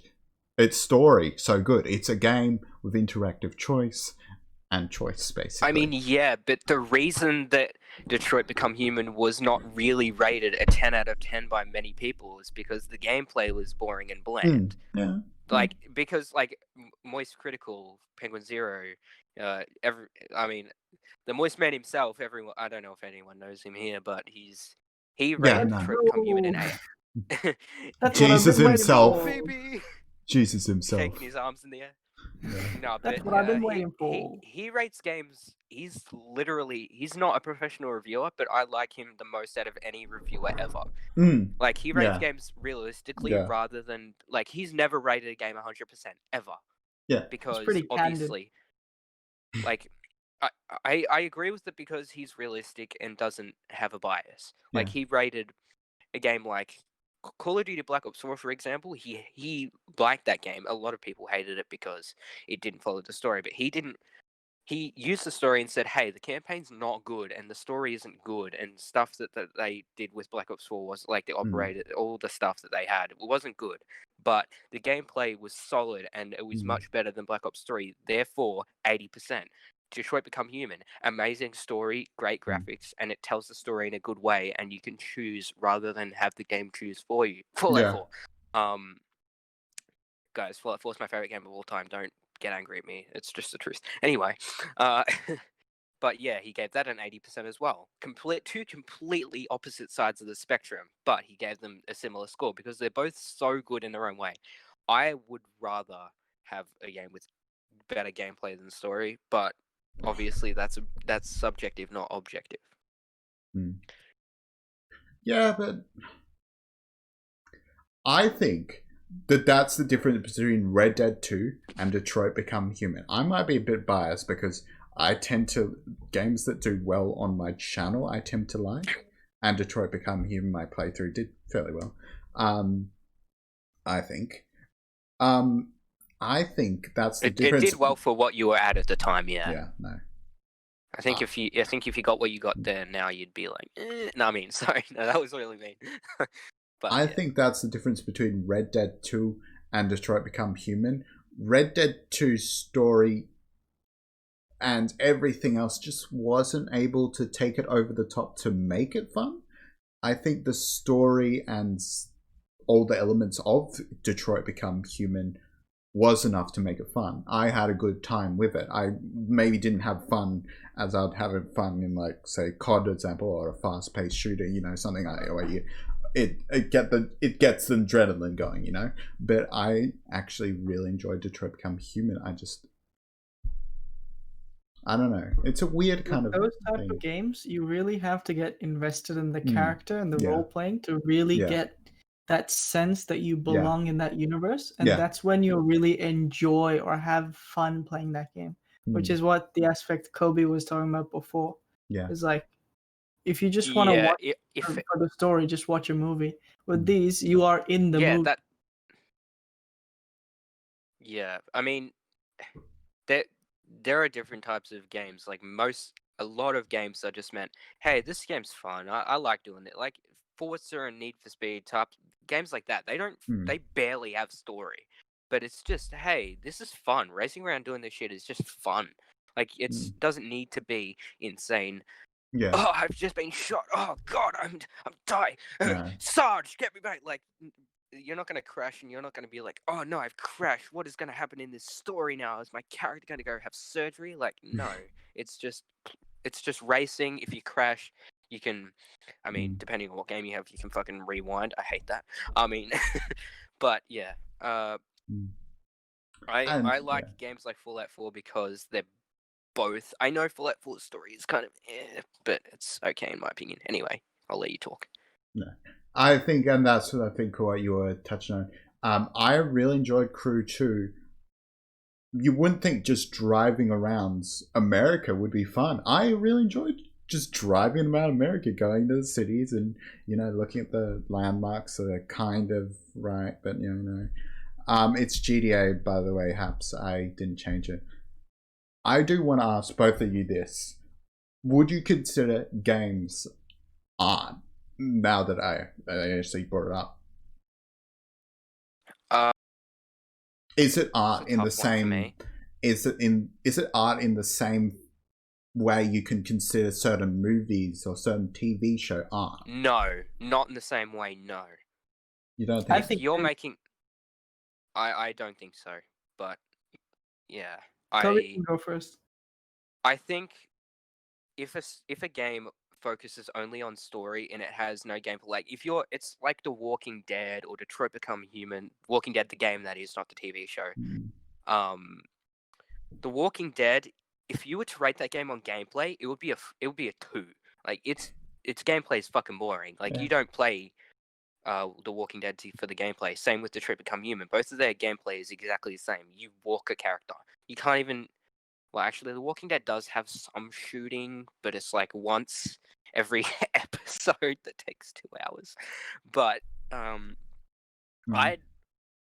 wouldn't consider. I would just think there's a lot of endings in those games that no one wants to get, and there's no point for them to be there. I mean, bad endings are good to have, but I'm saying there's some bad endings that are just like slightly less bad than another one. And also, sometimes they give you a false sense of control.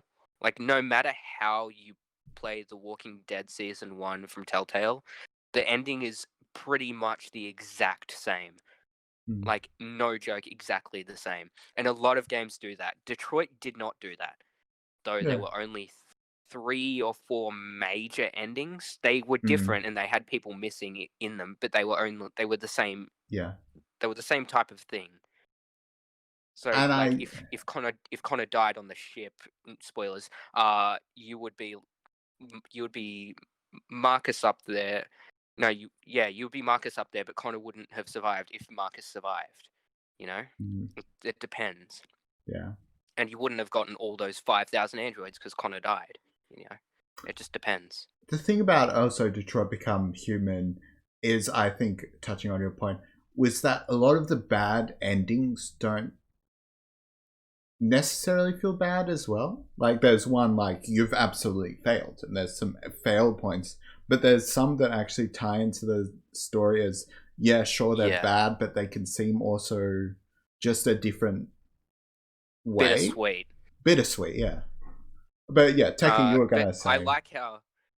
Oh, sorry. I was just gonna say I like how, like, if we compare mine and your playthrough, my Connor and Marcus storylines were absolutely perfect. I got the best endings, but my Kara playthrough was the absolute worst.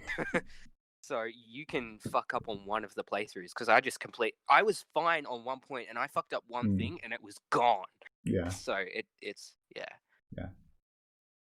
But you were going to say, because I think you were saying. So for me, I would consider games as art because it takes a certain level of precision and artistry to get what a good game is produced. Like, for example, Game of the Year this year is Last of Us, right? Yeah. It has a nice balance, Last of Us Part 2. It has a nice balance of story and gameplay. Yeah.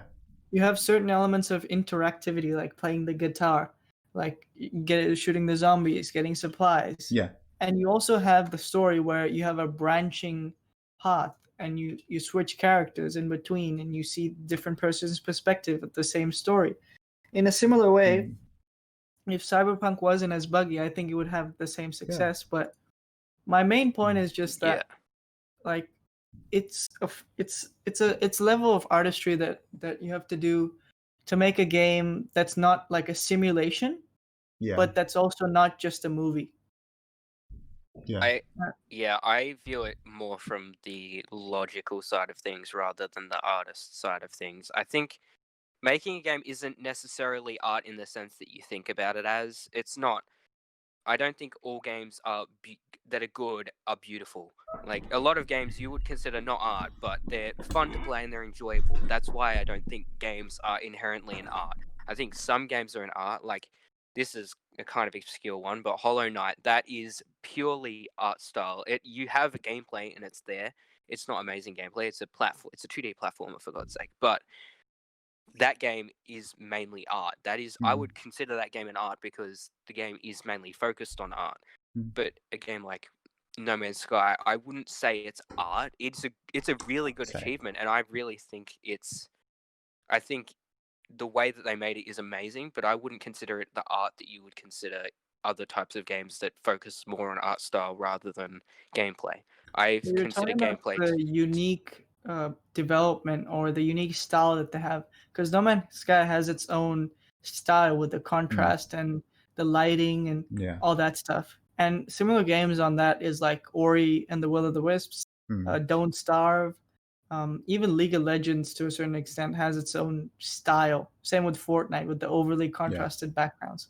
So with these, like, they're all so different and they all have their own like design sets, I guess. They're not just like, made. And no, I know, but this is what I'm thinking. I'm thinking for games like Ori and the Will of the Wisps and Hollow Knight.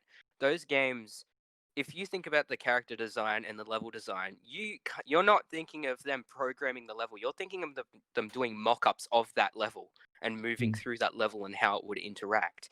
But when you're thinking about No Man's Sky, you're not thinking about the art of the game. You're thinking about the coding of how everything interacts with each other when it comes to just the more logical side of it. Instead, like the items, how they interact with, like, trading, the systems that they have in place, the mechanics. It's because of the scope of the game, though. Like, No Man's Sky, comparing it to a platformer is like a 2D versus 3D thing. And can I just? Well, it's not. I'm saying that it's some games I would consider art. Some games I wouldn't consider art. But it's not. I'm saying, oh, they're not art. They're not as good. I'm saying they're not art because they're more calculated and they're less about the art style itself and more about how the game works. And that's where I'm gonna say this. And I think Techie can back me up on this.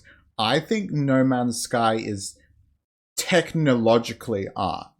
You may look at it like programming logic.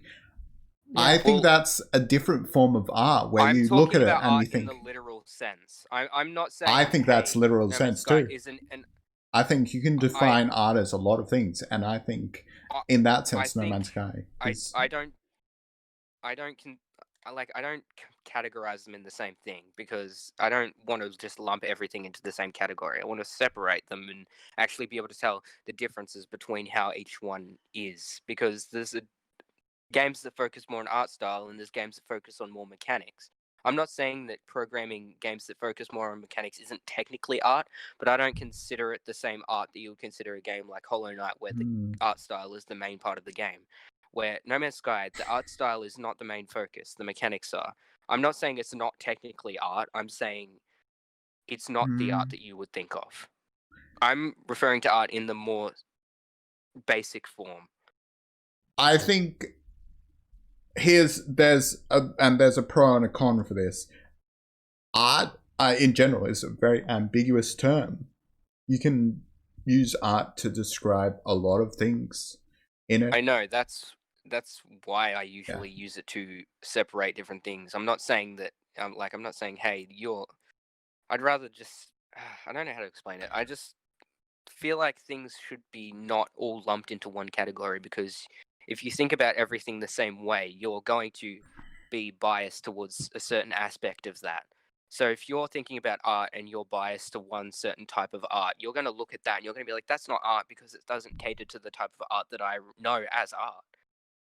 Yeah, that's why I like separating things, because if you compare fucking any games, pretty much, like even quite similar games, like in a technological standpoint, like No Man's Sky and Elite Dangerous. I don't know if you guys know Elite Dangerous. They're not unbelievably similar, but they're very similar. Those two games I would put in the same category as a type of technological art. I wouldn't say, hey, this is an art masterpiece. I would only say that for games that are unbelievably, like, insanely perfect, but that doesn't exist, and that never will, I don't think. But I'm not, I just, I don't know. So for me, it's the definition is like, I think Tripp's alluding to this as well. There's a kind of art in the mathematics of it. Like, for example, if you take the golden ratio and like Pythagoras theorem and you crush them together and you get a beautiful like dodecahedron shape visually, that's really appealing, both visually and the mathematics behind it. That itself is a creative and kind of ingenuity of imagination that is required to get that maths, to get that visual as well. So it's like a duality of the two things. You think it's very logical, but there is some creativity to it. I'm not saying there's not creativity. I'm saying lumping everything into one category of art, quote unquote, is, I don't like doing that, because it separates people's biases and says, hey, this type of art style, this is art. This other one, it's not art because it's not focused on the main art style of, like, this game. This game has proper drawn up art. This game has more logic and mathematics and procedural generation. They don't see that as art. I'm not saying it's not technically art. I'm saying I don't categorize it in the same way. It's the same with music and drawing. I don't categorize them as both the same way of art. I do both. I'm not amazing at both, but I do both and I'm okay at both. I'm saying they're both technically art, but I would more refer to drawing as the art than music. I would consider music to be a different type of art. But I wouldn't lump it into the same thing. I think most people would agree that I think story is definitely art. Like, a lot of people look at books and a lot of classic movies, films, as art because of their story and how it's so, well, beautifully constructed, and the sort of things where you could draw it and that would be literal art, but the images that you can draw in your head about it is also art because of the story. Can be like that. Again, I'm not saying it's not. I'm saying I don't categorize them as the same thing, because if I did, that would be, I reckon, categorizing different types of art is making it, like, it's forcing a bias. So if you're more appealed to the story type of art than music, you're going to say music isn't really an art compared to story. And it's the same with the art style of Hollow Knight and the art style of Fallout 4. Fallout 4 isn't not art, but it's not as artistically driven as Hollow Knight is. Yeah, so you're talking about the visual creativity, right? I Well, think that's what he's yes and no, but I'm also talking about like the internal structure of games as well. Hollow Knight isn't going to be the same type of logic and coding that Fallout 4 or No Man's Sky would be. Fallout 4 and No Man's Sky would probably be in a similar realm when it comes to rendering, not procedural generation, obviously, but the way that they work would be in the same realm because Hollow Knight is not coded the same way that games like Fallout 4 and No Man's Sky are. It's less interactive than Fallout 4 and No Man's Sky are. It's more about the art style and less about a variation that you can see in the spawns and the generation. Fallout 4 has randomized spawns, but not randomized map. But they both have different types of procedural generation. But yeah. Here's the thing. That's the thing I think is that while art is an ambiguous term, I think just looking at art as in visual I think is too narrow. I think. I agree with that. I'm not saying only visual. I'm saying in terms of how it was made in general. The product is the byproduct of how you make it. But the internals of how things are made, like music is different, drawing is different, coding is different, coding different types of games is different. Like Hollow Knight, I know for a fact, just by looking at the art style, they didn't just go into a coding software and code the way the character looks. They drew that stuff. They drew that up using either electronically or non-electronically. They drew concepts up for that character. You can already tell by how artistically driven that game is.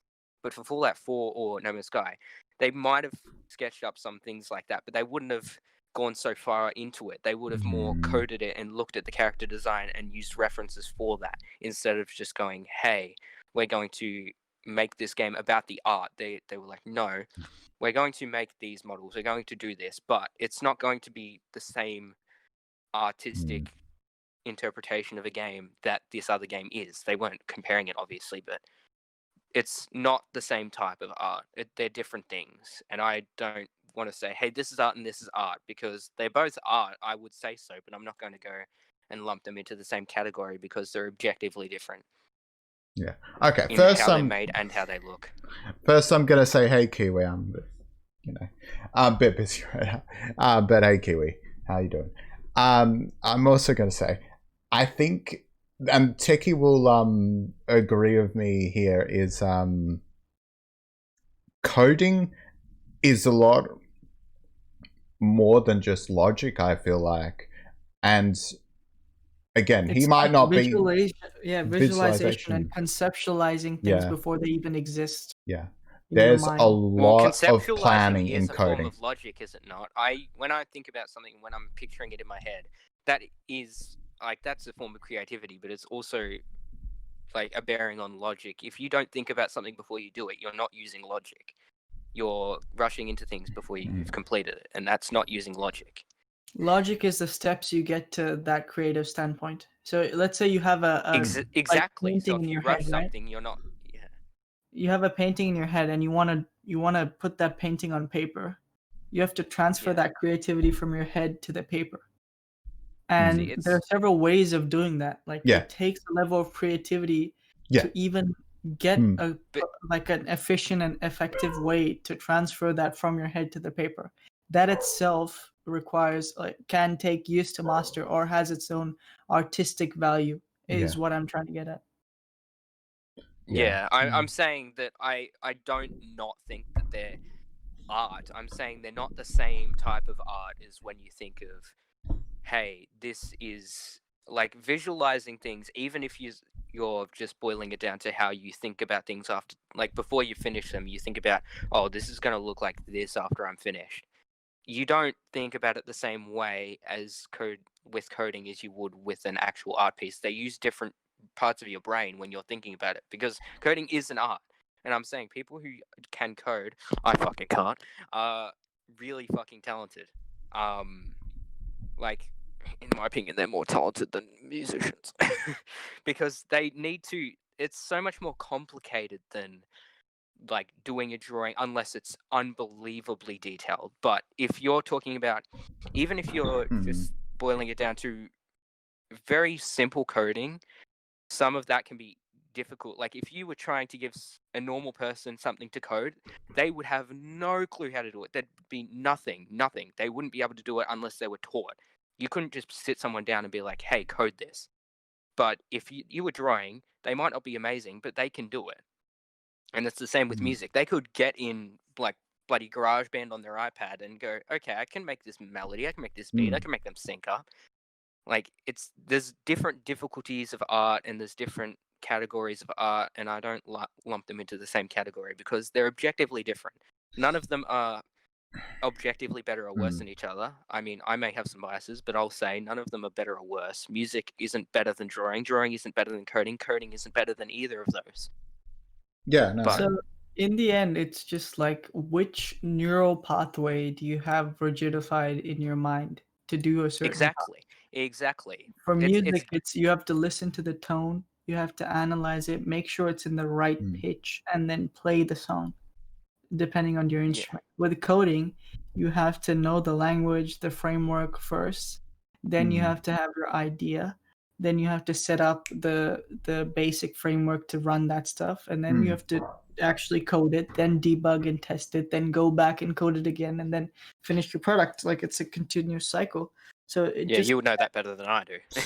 Yeah, it just depends. Like with the way you're describing art, you have a certain rigid box of classifications where a certain amount of things go into certain places. So with games, how you were telling that games that have more visually designed approaches, like Ori and the Will of the Wisps and Hollow Knight, versus more game-oriented games like with mechanics and respawn stuff like Fallout 4 and No Man's Sky. You have the classification and the method of development different, and that's why you consider those two artistically different. Yes, they are artistically different. I'm not saying like either of them are like more art. I mean, like if you were to put those games in front of someone that doesn't play video games, they would choose Hollow Knight or Ori, obviously, because they're more artistically driven. I guess it depends, but it would be the majority. Pleasing. It's the visual haptic feedback they get. It's like why people use iPhones. When people think of art, they're like art, drawing. Thanks for the luck, that Kiwi. one looks like a drawing. That looks like something that's been artistically developed rather than mechanically developed. So I'm saying they are all different types of art, but I don't lump them into, like, I don't say, hey, they're both art, let's just leave it at that. I would rather just elaborate on that and say, okay. It's like iPhone versus Android, you know? They're both completely different things. Like iPhone is built for the common user. It doesn't have any of the specs. It doesn't have any of the tech. And it's really, really smooth and pleasing to use. Whereas Android, it's similar, but kind of different. They're a bit more, okay, I might get murdered for saying this. They're a bit more clunky to use than Apple's stuff, but they can do so much more. Apple is a walled ecosystem. Like everything, if you buy all their products, screw MacBooks, I hate them. If you use all their products and use them for the specific purpose that's advertised, then you won't have a problem. But because my iPhone 6 beyond the horizon. My iPhone 6 stopped getting updates like 2 months ago. I don't like Apple that much. The only thing I like that they do is they do planned obsolescence, which is after a couple of years they just stop servicing or.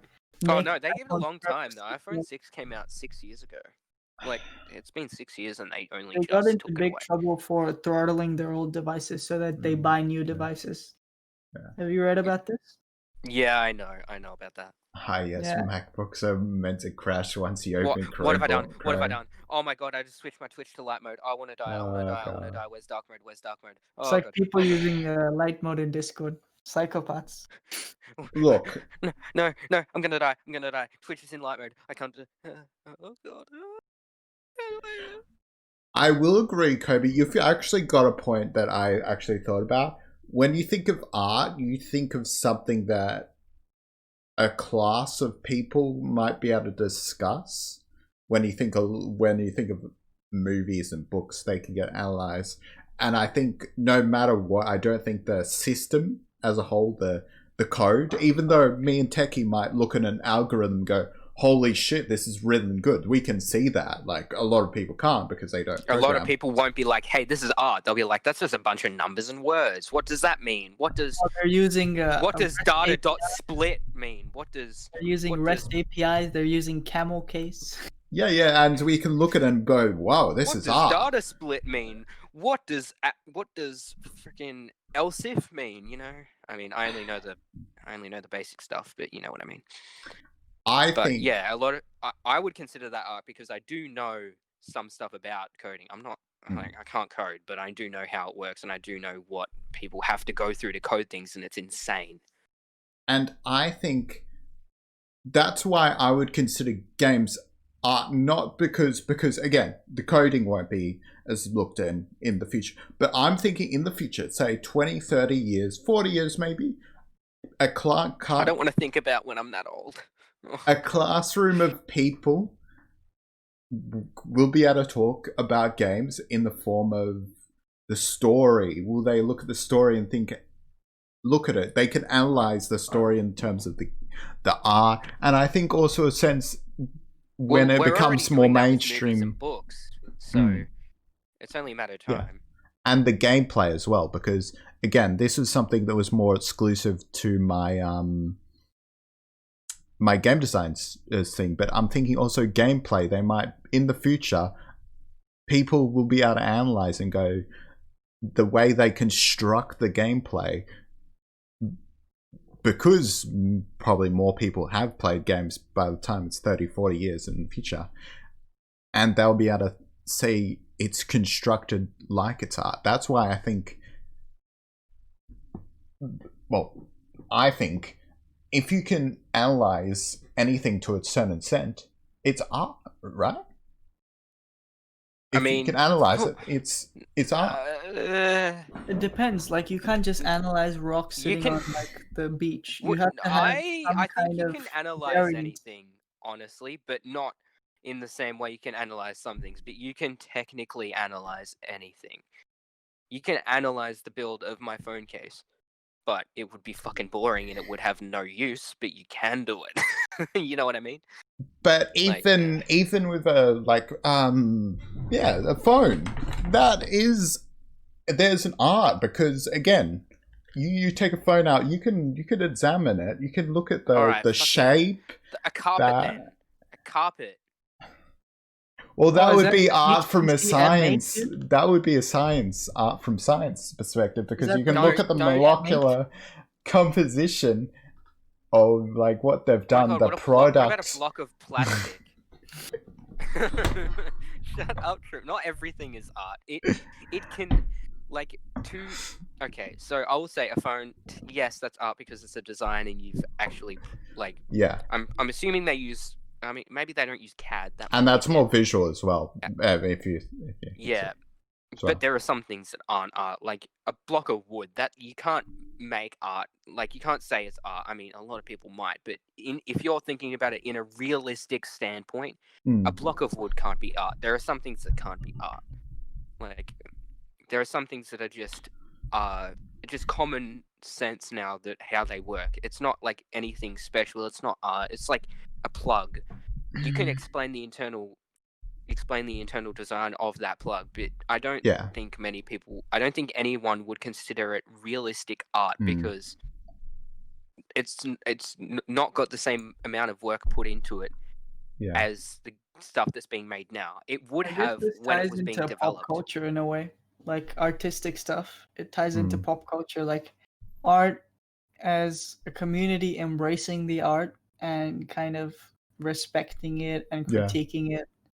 Because not the general public doesn't care about which socket you're talking about, like what Kobe was saying. They care about what the latest games are, what visual style they have. Like the Game of the Year stuff, like so many big celebrities like Brie Larson, Keanu Reeves, etc. They're all pop culture celebrities. And because of that, there's a certain level of clout and organization behind it. and that's what drives the power or the level of artistic value that you put on the game. Anyways, I'm gonna BRB. Okay, yeah. All right. I was Just a gonna second. say, oh, are you both going? Ah, bruh. I know he's leaving. All right. Well, I don't know if I'm muted or not, chat. If I'm not muted, then I'll continue talking. So, the way I think games work and the way that they're artistically made, I think this might be a little insensitive, but I think children kind of ruin the art of games, kinda, because children don't learn to appreciate the work that is put into a game. Like, in all honesty, children just don't learn to appreciate the work that's put into a game. And if you went up to a kid that doesn't like a game just solely on their stupid biases, because children have really annoying biases that have no logic at all, because children don't have logic. Anyway, they would say, if I went up to a kid that has never played a game and I said, "Hey, it's better than the game you've been playing for a long time," they'd be like, "No, it's worse." Keep in mind, I just got back like 30 seconds ago, so. Yeah, I know. I'm looking. That's why when you sat down, I kind of started from a concrete point, because but I think children ruin some of the art of games, honestly. Like Fortnite, if I went up to a kid and said, "I don't like Fortnite because of this," they'd be like, "No, you're a hater, you're a dick, I hate you." But if just because I have an opinion on something doesn't mean I am they think all of a sudden I'm this bad person. It happens with not even kids now. It's adults that do this now, and check it chat. needs to stop. People check chat. Tech, by the way. Check tat. Yeah. Check. So Hab was telling something about the new MacBooks, and they have no fans. So the new MacBooks have ARM chips. The thing with ARM chips is they work fundamentally different from the x86 chips, because all the cores aren't uniform. They have high performance cores and power efficiency cores. So this means that in power efficiency mode, it'll run things like the clock, or if you're just watching a YouTube video, or you're just like opening a couple, like 1 or 2 tabs on Chrome. But then if you have 30 tabs and you're trying to like multitask between them, and you're playing a power intensive game, it goes into the power cores. They'll draw more power. So does it do this automatically, or can you set it? Yeah, there's a specific scheduler that deals with the application level strain on the CPU. It's not just like, okay, you're going above 40% usage, I'm going to switch over to the other cores. It's more dependent on the instructions sent to the CPU itself.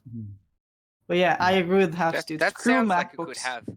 That could sound like it would have a lot of problems, honestly. You'd be surprised with the performance, though. The way they've engineered it is pretty good. I will say the new Apple stuff. It's because they got money, dude. They just throw money at the engineers. They did this with Intel. They just bought most of the executives from Intel. They bought most of the executives from Snapdragon, most of the engineers, because they just pay more money. Like, would you rather have 500K salary or 100K salary?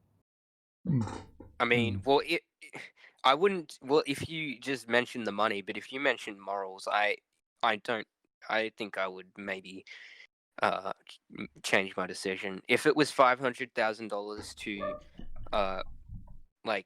do something bad, or $100,000 if I just took this. But you're not doing anything bad. You're just supporting a billionaire company. Like, it's not that bad on the morality scale. You're just supporting a monopoly company. Yeah, I don't like that. I'll be honest. Like, it's not like I'll take 100K. It's not like you're paying.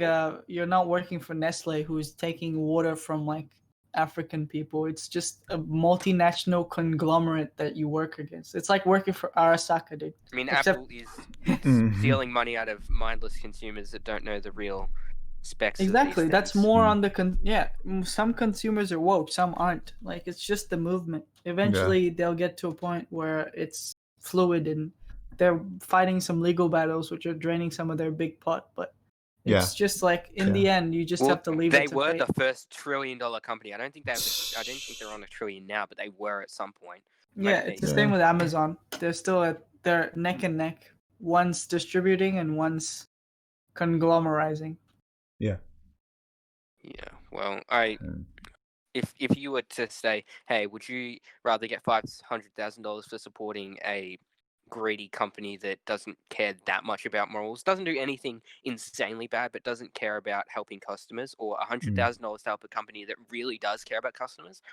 I would honestly take the $100,000 and take a company that does care about customers. You're saying this in this position, but once you get the offer, you will be tempted with the higher amount. Yeah. Especially like I might be tempted, but I'm not. If you have a family, then you would really consider the 500.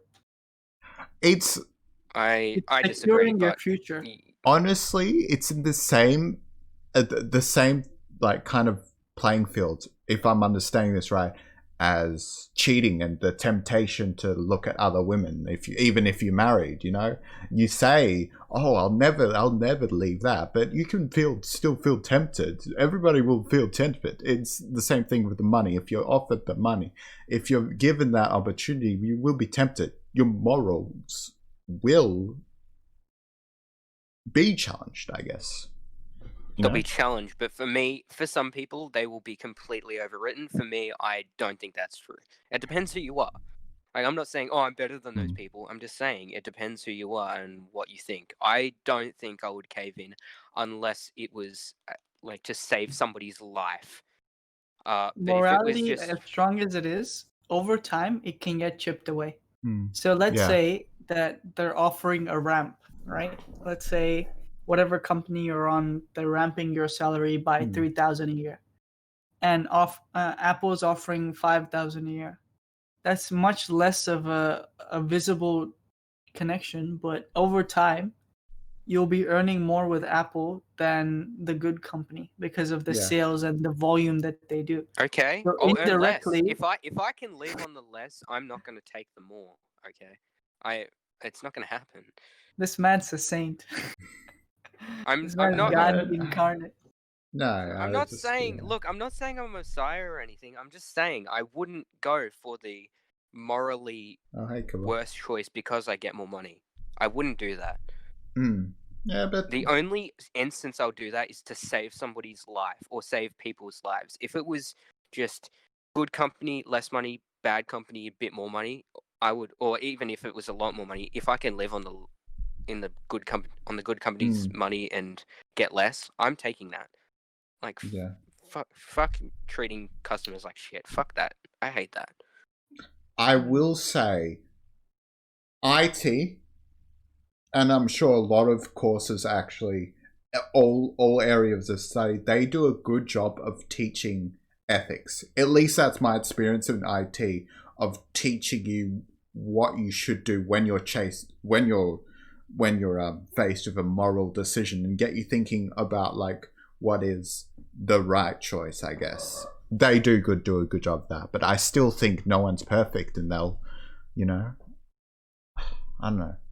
We talk about Google makes mistakes, dude. Like Google is the most experimental company ever. They've killed so many products. It's crazy. There's a whole webpage for it. But they've got pretty much unlimited money, though. Let's be real. Please teach I know not practically, but they're not gonna realistically run out of money. No, but sister, can you actually teach me? Because I have a course next year. What? What? Teach you what? I'm doing IT. I have yeah, I can help you out anytime, dude. Don't worry. Yeah. Not now, but yeah. Anytime you need some help. I can help you at any time. Not now. No, I mean now anyway. No, I'm going to bed. Yeah, perhaps, that might need to change if you aren't able to get into it. I might actually change the terms for that. Yeah. I mean, Haps, if you want to join, yeah. Dude, Techie, sure. Why are you going to drag Haps? Jeez. He didn't do anything wrong. Why are you going to drag him by his ear? We've got a caller on the line.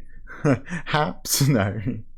Here we have Haps. What do you want to say to the 11 people watching? Dude, I reckon if we ever do this in the future, we need to have callers on the line, and they need to purposely make their mic sound shit, so it sounds like they're talking from a phone. Hey guys, so I've got a question.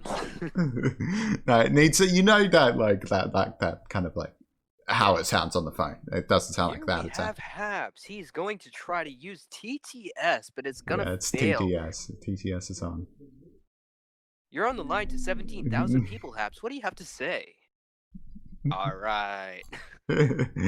Sorry, we haven't got the connection. Yeah, I'm just surprised Habs school forces him to use Macs. Like, that's crazy. Screw MacBooks. The TDS.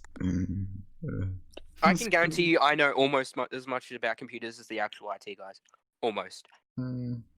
Like, once one of the IT tried to fix my laptop, and he gave it to me and said, like, I said I didn't know what was happening, and he said, I don't know either, and he gave it back. And I took it back to class, and I'm like, oh, it's this, and I fixed it. I think like something to do with this. I think learning IT and my IT course hasn't taught me the content more. So I've learned a lot from my course, but it's unlocked that little thing where I was having trouble struggling to learn it, and then over time, it's kind of like with coding. You code and code, and you can look at enough tutorials, and nothing will click. I feel like my uni courses did enough to eventually present it in a way that's like, I figured it out. I can code now. It was just... Is that really how learning happens for you? Because for me, that is not how it happens. Nothing just goes... Yeah, no. It takes... maybe... Trying to learn coding again in maybe in terms of, like, some small things, but I've never done something be like, oh, I get it now! Like, I've said that, but then I've been like, oh, wait, what's this thing? Yeah. What's this? I think it's something where it unlocks the barrier. In here. I feel out of place. Do I need to switch my profession from editor/musician to programmer and coder? There's a level of programming you can do with Sony Vegas and Premiere Pro, where you can bring in your footage and you can cut them up and preset some of the stuff in the program. I'm scared. It's pretty good. Like, a lot of people use video editing automation. For example, I reckon I can learn, and I reckon I can learn the software and do better than the automated thing. I'm just gonna say that. It's I'm not saying I'm time-consuming though. Like, Trip has 6-hour VODs, for example. The program will just cut it out for you, so you can add creativity to it. Like, do they cut it up in increments, like 30-minute increments or something for you to whatever you want, like best clip, like, you know what I mean? Yeah. Best moments. Also, I was kind of curious about. I don't know, you guys aren't editors, but how people use subtitles on PC, because on my current editing software, they just added subtitles not long ago. That's how fucking behind it is. Hey, but I haven't even told them that, Techie.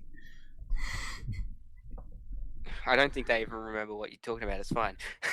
No, but they only recently added subtitles, and you have to move them yourself, and you can't make them like on the exact same plane and size, because you can't look. You have to do it manually. What software do you use? iMovie. Don't. It's shit. Don't. Anyone who edits, like anyone who has like Apple, don't ever edit with iMovie. I want to die. Do not use iMovie. When you get your new setup, I'm gonna show you how to use DaVinci Resolve. It's a free software.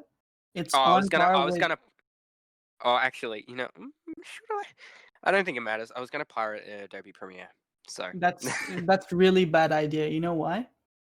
Why? There's so many packages that won't work when you pirate Premiere Pro.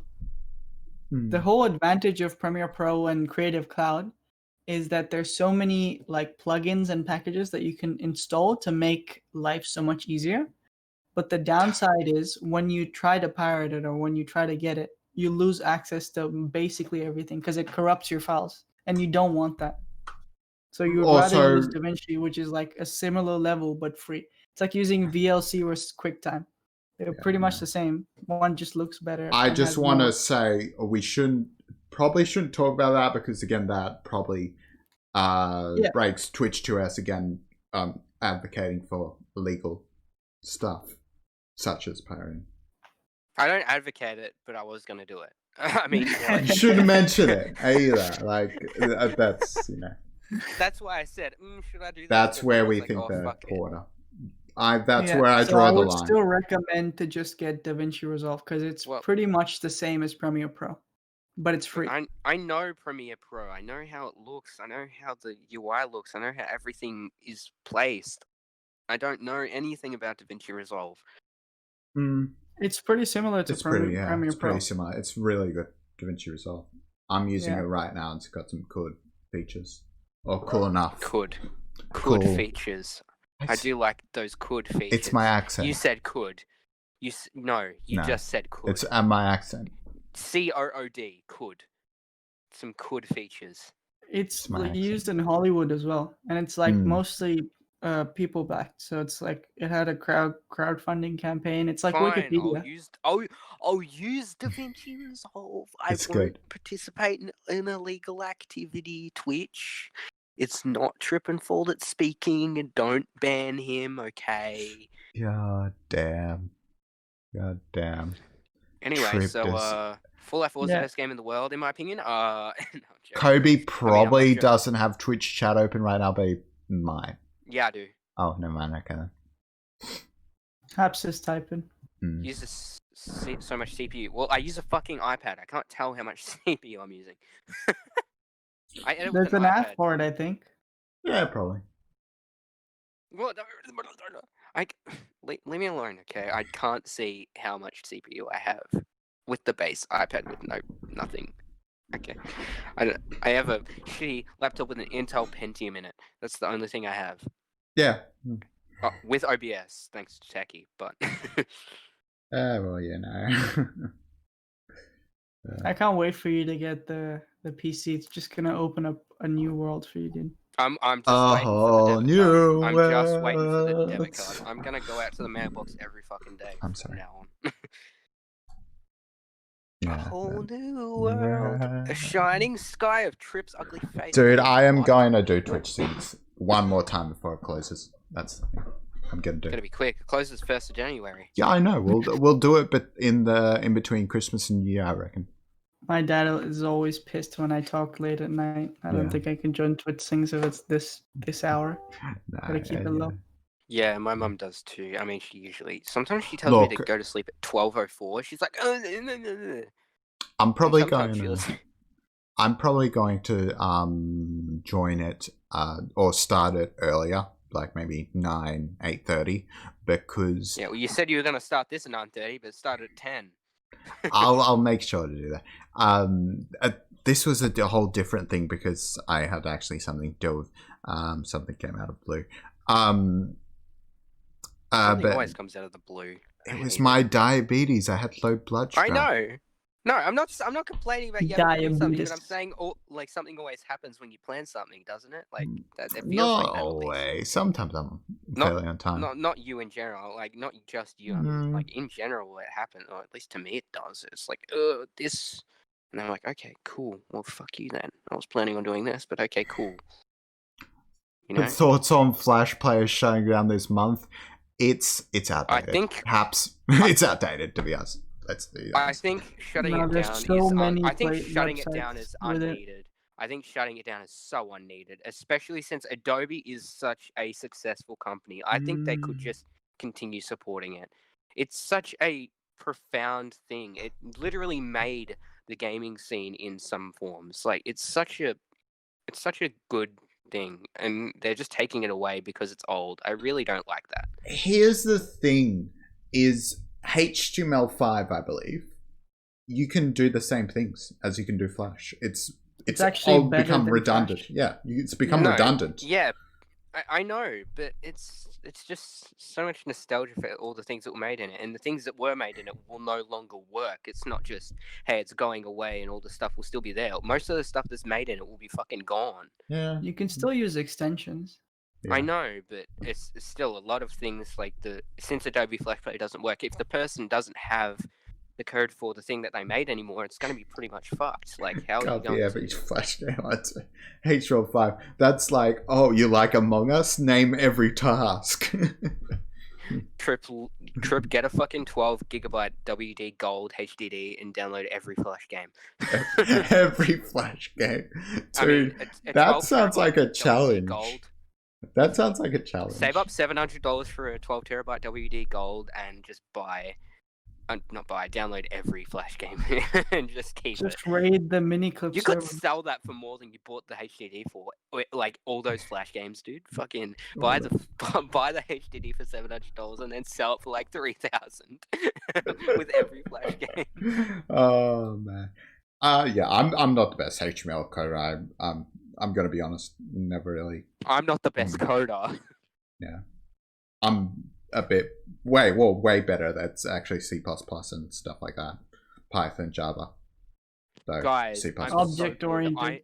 I completed the first learning module of Python.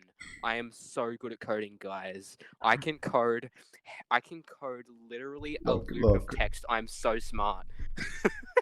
Look, Kobe. Tech needs to send you a link to a website called Code Babes. That's where you'll enjoy. You'll enjoy learning about coding there. I tell you that. Nah, I'm not. Dude, you need to check it out. Oh my You need to God. check it out. That brings me back, dude. Oh man. Really need. By the way, I'm gonna really I need to him, actually. you guys' help next I'll year post because it in there. I'm doing applied computing software development next year. That's not too hard. I'm fucked. I barely know how to code. I'm fucked. I'm so fucked. Dude, I'm gonna be honest. I passed it, and in year 12, I got an A very in rarely. computing. I didn't know much programming at all. Oh my God! Yeah, what no is thanks for what our is teacher. this? What is Game Maker and Visual Basic? Game Come Maker. on. I learned all it's my not shit safe in the for last work. like 2-3. Of course. Yeah. It's not safe This work. connection yeah, is of not course. private. This website may not be safe to visit. Look, I don't want to visit it. I'll watch it. Show it. You should details. go I'm not ahead. gonna the show it website. on stream, but I'm gonna visit the right now. website. Visit. If Can I you get it? If my oh God, I don't like it. Oh God, why is it not secure? Okay, but it's got a web. There's no, the YouTube. Band word is on here. There's a YouTube. There's YouTube. They've got YouTube, so the you V can word do is that. everywhere, dude. The YouTuber V who word. gets it. I don't like that. YouTuber who gets it. I don't What? like it. I hate it. There's a YouTube. They've got YouTube videos. If you look on YouTube, you can search up Code Babes. Yeah. Oh yeah, I forgot YouTube isn't like Twitch where they ban you for. What the fuck are you guys searching? Great ways to learn coding, Haps. It's really. Do they actually teach you legitimately though? Yeah, they do. They do. Straight up. And they But have your a attention's a bit diverted. If you don't know. extra incentive. Alright, I'm done. I saw you need a computer and a brain, and I'm fucking sick of it. Okay, come on. I mean, Also, I don't really have a computer unless you count a fucking Intel Pentium using fucking integrated graphics. Just stick to coding robots. I don't think I want to know. Dude, there's an extra incentive for coding now, you know? You get a little bit of a reward. A show. I want to know how fucking bad the fucking integrated graphics are for an i3 6100, because that's what no, it doesn't have an i3. No. Oh fuck, it's even worse than that. No, it's an Intel Pentium like 7100U. Try it. And it has integrated graphics. What the fuck do the integrated graphics for that look like? Bruh. I mean, An Intel Pentium. This is like 2011 type shit. Yeah. Or something. Oh god. I just realized when I tab out of Discord, it freezes. You know what I was thinking, Kobe? Maybe you should just sideload Linux onto the laptop. I think my fucking laptop would. It's not even my laptop. I think my school's laptop would explode. Linux Do is it. actually, it doesn't have so many dependencies. Like, I bet the school has some monitoring features always sucking on I the... don't think there's any way to Sucking. load Linux onto that laptop. It does not let you do anything at all. When you boot it up, can you press go into the boot menu, F4 or F12? I don't think F12 does anything. Let me check. Yeah, I did see that, Haps. I did see you talking about that. That's pretty cool. I need to test that out. Scroll lock is on F12. That's not useful at all. Alright, hang on, let me turn it on. What? I think I still have OBS loaded up from like when we talked about it ages ago. Oh boy. Yeah. This is a good podcast, dude. Like, what should we talk about? It's like the roast. I think at some point the roast ended, but we can't determine when the roast ended. I think with the podcast, it's like, when did this actually end? It's sometime before this point, I feel like, but you know. Yeah, let's get another topic to talk about. I mean, we could do that, or we could go play some No Man's Sky. Oh, Windows is updating. Go fuck yourself, computer. I'm down, but it's 1 o'clock, and I want to do some gardening tomorrow because apparently tomorrow's gardening. If you want to, yeah, I love it. Gotta play some No Man's Sky. Gardening. Why? I just that really was the most Australian thing. Gardening. You guys want to do some gardening? Yeah, gardening. That's the only time Techie sounds Australian. He sounds Canadian the rest time, but gardening. I thought you'd say gardening. Hey Troop, so when is the lock being removed on the VIC for me? I'm still got. Okay, fine. I'll change it right now. Now that I'm thinking of it, we'll change it. Let's talk about. Oh god. I was gonna say something, but I couldn't think of it. Look. Let's talk about. I'm leaking my VC right now. Let's talk about Intel versus AMD. No, you can connect. Oh no, I know why you can't connect. I was gonna say, give him the role. Speak. I was gonna talk. There we go. Say, hey, let's talk about Intel versus AMD, but you two will just kill me. There we go. Leaking settings. AMD value, it's like Apple versus Android in a similar way. Intel. You say that for everything. Intel's just like Apple, and AMD's like Android. I don't know. I mean, Intel's not as shitty as a company as Apple, though. The lock is gone. The lock is gone. I don't think I would. Apple's done way worse stuff than. I'm not saying Intel is a perfect company. I'm just saying that Apple's worse. They both spend a similar amount of money on marketing and sales, and like they also overcharge customers. But does Intel charge $900 for fucking replacement of glass? They have a similar program with their silicon replacement. They charge 3 times the consumer amount, and they're caught in a scandal for this as well, back in the day. So Intel, in the space that it is the Apple of that genre or whatever. Oh my god! Yeah. It's the duality of man, dude. I always got to bring it back to this. Yeah, it's become the norm, hasn't it? I just like Intel because I'm more familiar with it. I just know more about how it runs with things, how it's compatible with games. With iPhone users, they're just familiar with iPhone, so they just keep getting the new ones. No, I don't get new iPhones. Fuck that. I've still got my iPhone 6 for God's sake. But it's like a similar logic. They know the operating system. They know about the product because of the outreach and marketing. They've tried it before. It's tried and tested, so they go for the same thing again. They wouldn't go out of their way to try something. AMD isn't like insanely more powerful than the Intel cores either, or Intel CPUs either. So in laptop market, it is at the moment. Yeah, but I'm not getting a fucking laptop. So like an Intel Core i7-10700K is about as powerful as the Intel. Am I stupid? The AMD CPUs that are of the same generation, because the Ryzen 5 is equivalent to i5, and Ryzen 7 is equivalent to i7, and Ryzen 9 is equivalent to i9, correct? Not really, because you get more cores and more multi-threaded performance for AMD for a cheaper price. With Intel, all you're getting is overclocking capabilities and better drivers for games. That's the only reason that benchmarks are doing so well. If you look at raw computing power, AMD is ahead by a lot. Yes, Bridge? I'm pretty... Yeah, but drivers... GDA now? Oh, GDA now. Okay. Yeah, that's where Intel's connections and money comes into play. Alright. GDA. Yes, GTA. Wow. Hence the comparison to Apple. Is oh yeah, they're waiting for me in GTA. Yeah, that's well, I do have to go. AMD for my next upgrade then if it's I do have to go. I'll try it. But I think well I could switch it now. I've ordered it yet. Should I? Should I do it? The thing with long-lasting Android phones is there's so many OEMs. Like you got Google, you got OnePlus, Samsung.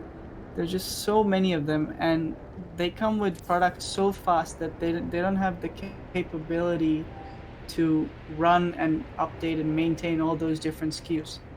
That's the whole reason Google just released one Pixel 5 instead of 5 and 5 XL and 4, 4A, blah blah blah. Are you sure that can't be bought?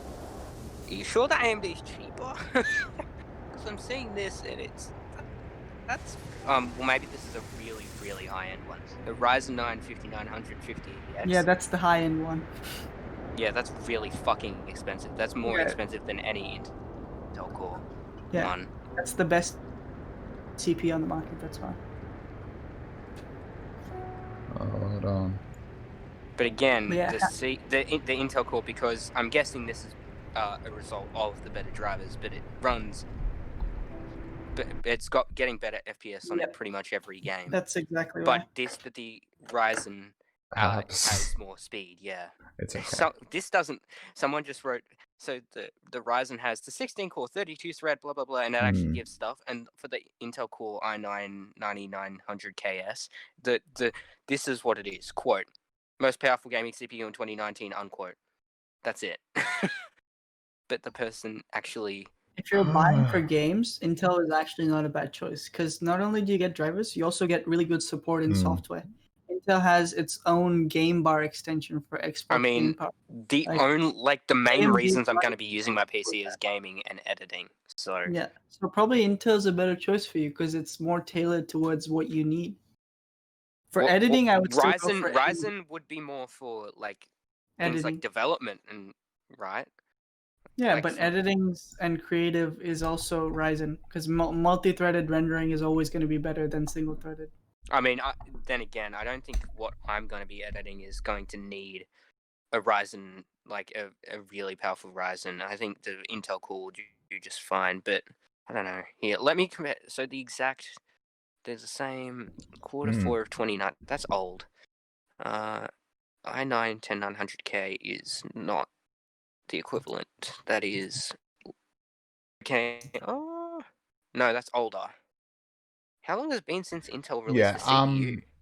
I'm just gonna say, I tried to just load up No Man's Sky because I wanted to actually find which setting was the RDX, but holy shit, it was so slow. I don't know if it's because I'm running OBS or something. And that's why you saw the lag caps. I was playing No Man's Sky in the background, but as soon as it loaded in, it's just like, it's just it was so much buffering. But I want to figure out that RDX setting. Techie needs to show me. Oh yeah, Techie for I think I'm getting this right, but I want to make sure. The only difference between the Intel Core i7-10700K and the KF is integrated graphics, correct? They're exactly the same in performance. Sorry, can you repeat that? The Intel Core i7-10700KF and the K are both exactly the same except integrated graphics, correct?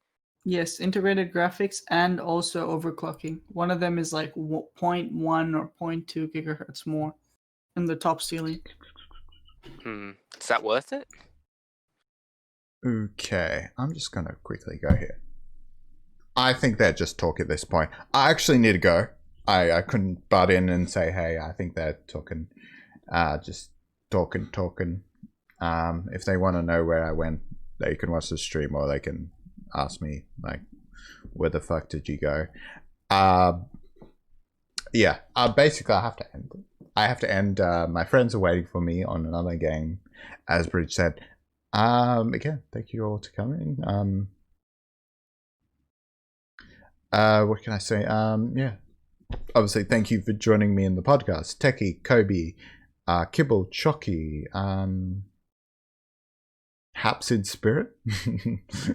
Thank you for coming. Haps, Turkey, Kobe, Kitty, Salts, Kibble, Bridge. Who else? Ash, Josa, Kiwi, heaps and heaps of other people that I can't remember. Or not too many maybe, but I know there seemed like a lot of lurkers tonight, so thank you very much for that. Tally is live. Well, we could raid Tally. We have raid. I do think we raid Tally a bit before. I need to check who else is online. Tally is online, obviously, yeah. There's a guy called AJ we haven't raided for a while. J Stark's online. Could raid Tally. Tally's looking like probably the best choice. Pollard again. Pollard's cool.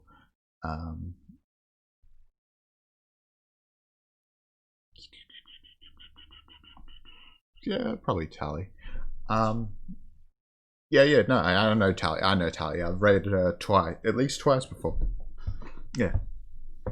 We raided Tally semi-recently, which is like why I'm like kind of like who can we raid? I'm always up for raiding new people though, honestly. And sometimes just, I don't know, going in the browse section and picking out some random thing. I don't think we'll do that tonight. We'll probably raid Tally. She's playing some Among Us, so hey. But yeah, thank you for coming. Next stream will probably be Monday. We'll be going back some Cyberpunk, hopefully, if it works. I hope to do another one of these podcasts. I don't know if we want to make it every Saturday, if we want to make it once every few weeks. Maybe once every week will be a bit hard to do.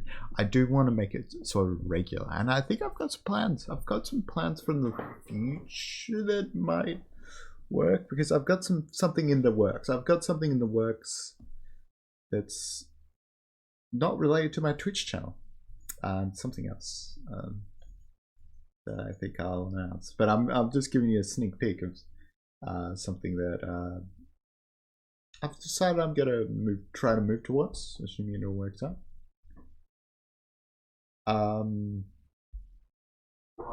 I'm just trying to think, is there anybody else? There's Whack Looney, who says a Lufu mod.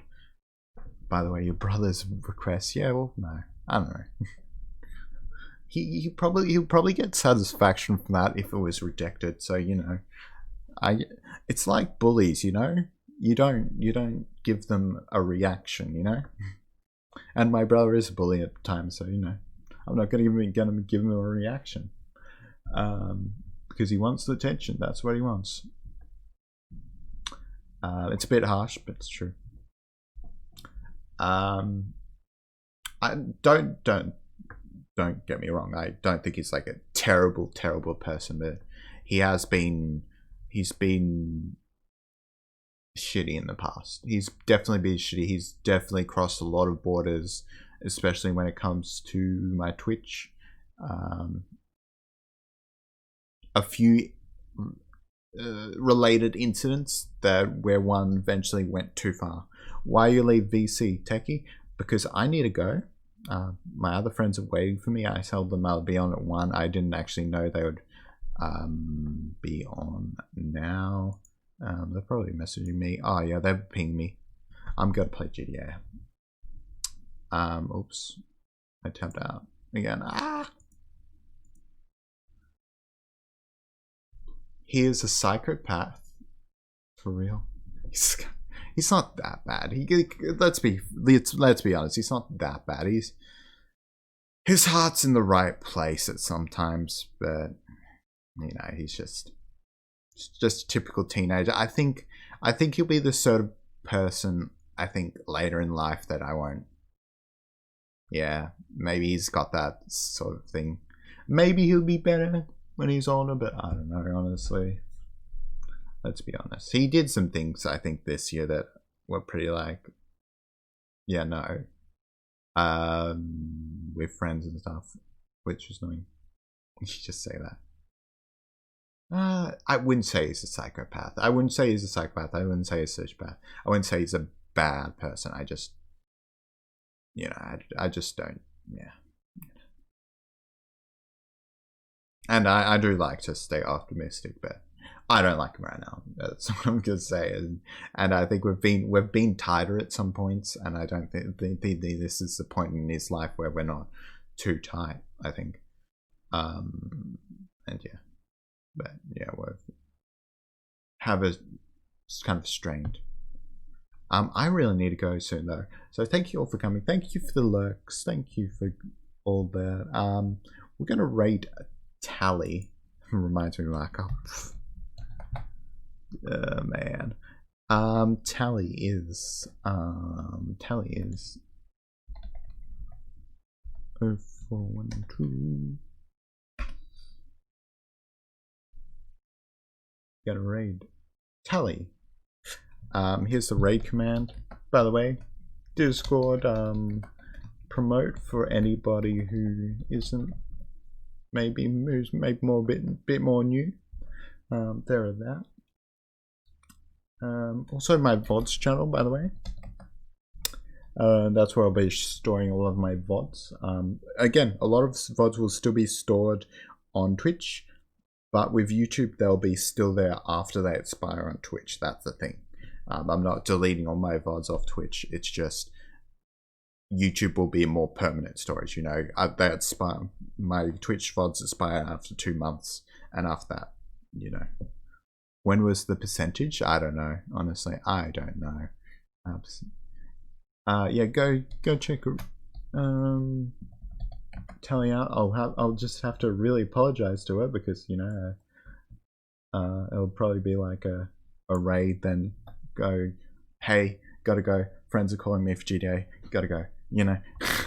I wasn't expecting the podcast to go so long, to be honest. So, you know. But yeah. What more can I say? Can we join the GTA? Nah, we're full. We're full, techie. We're full. Till we meet again.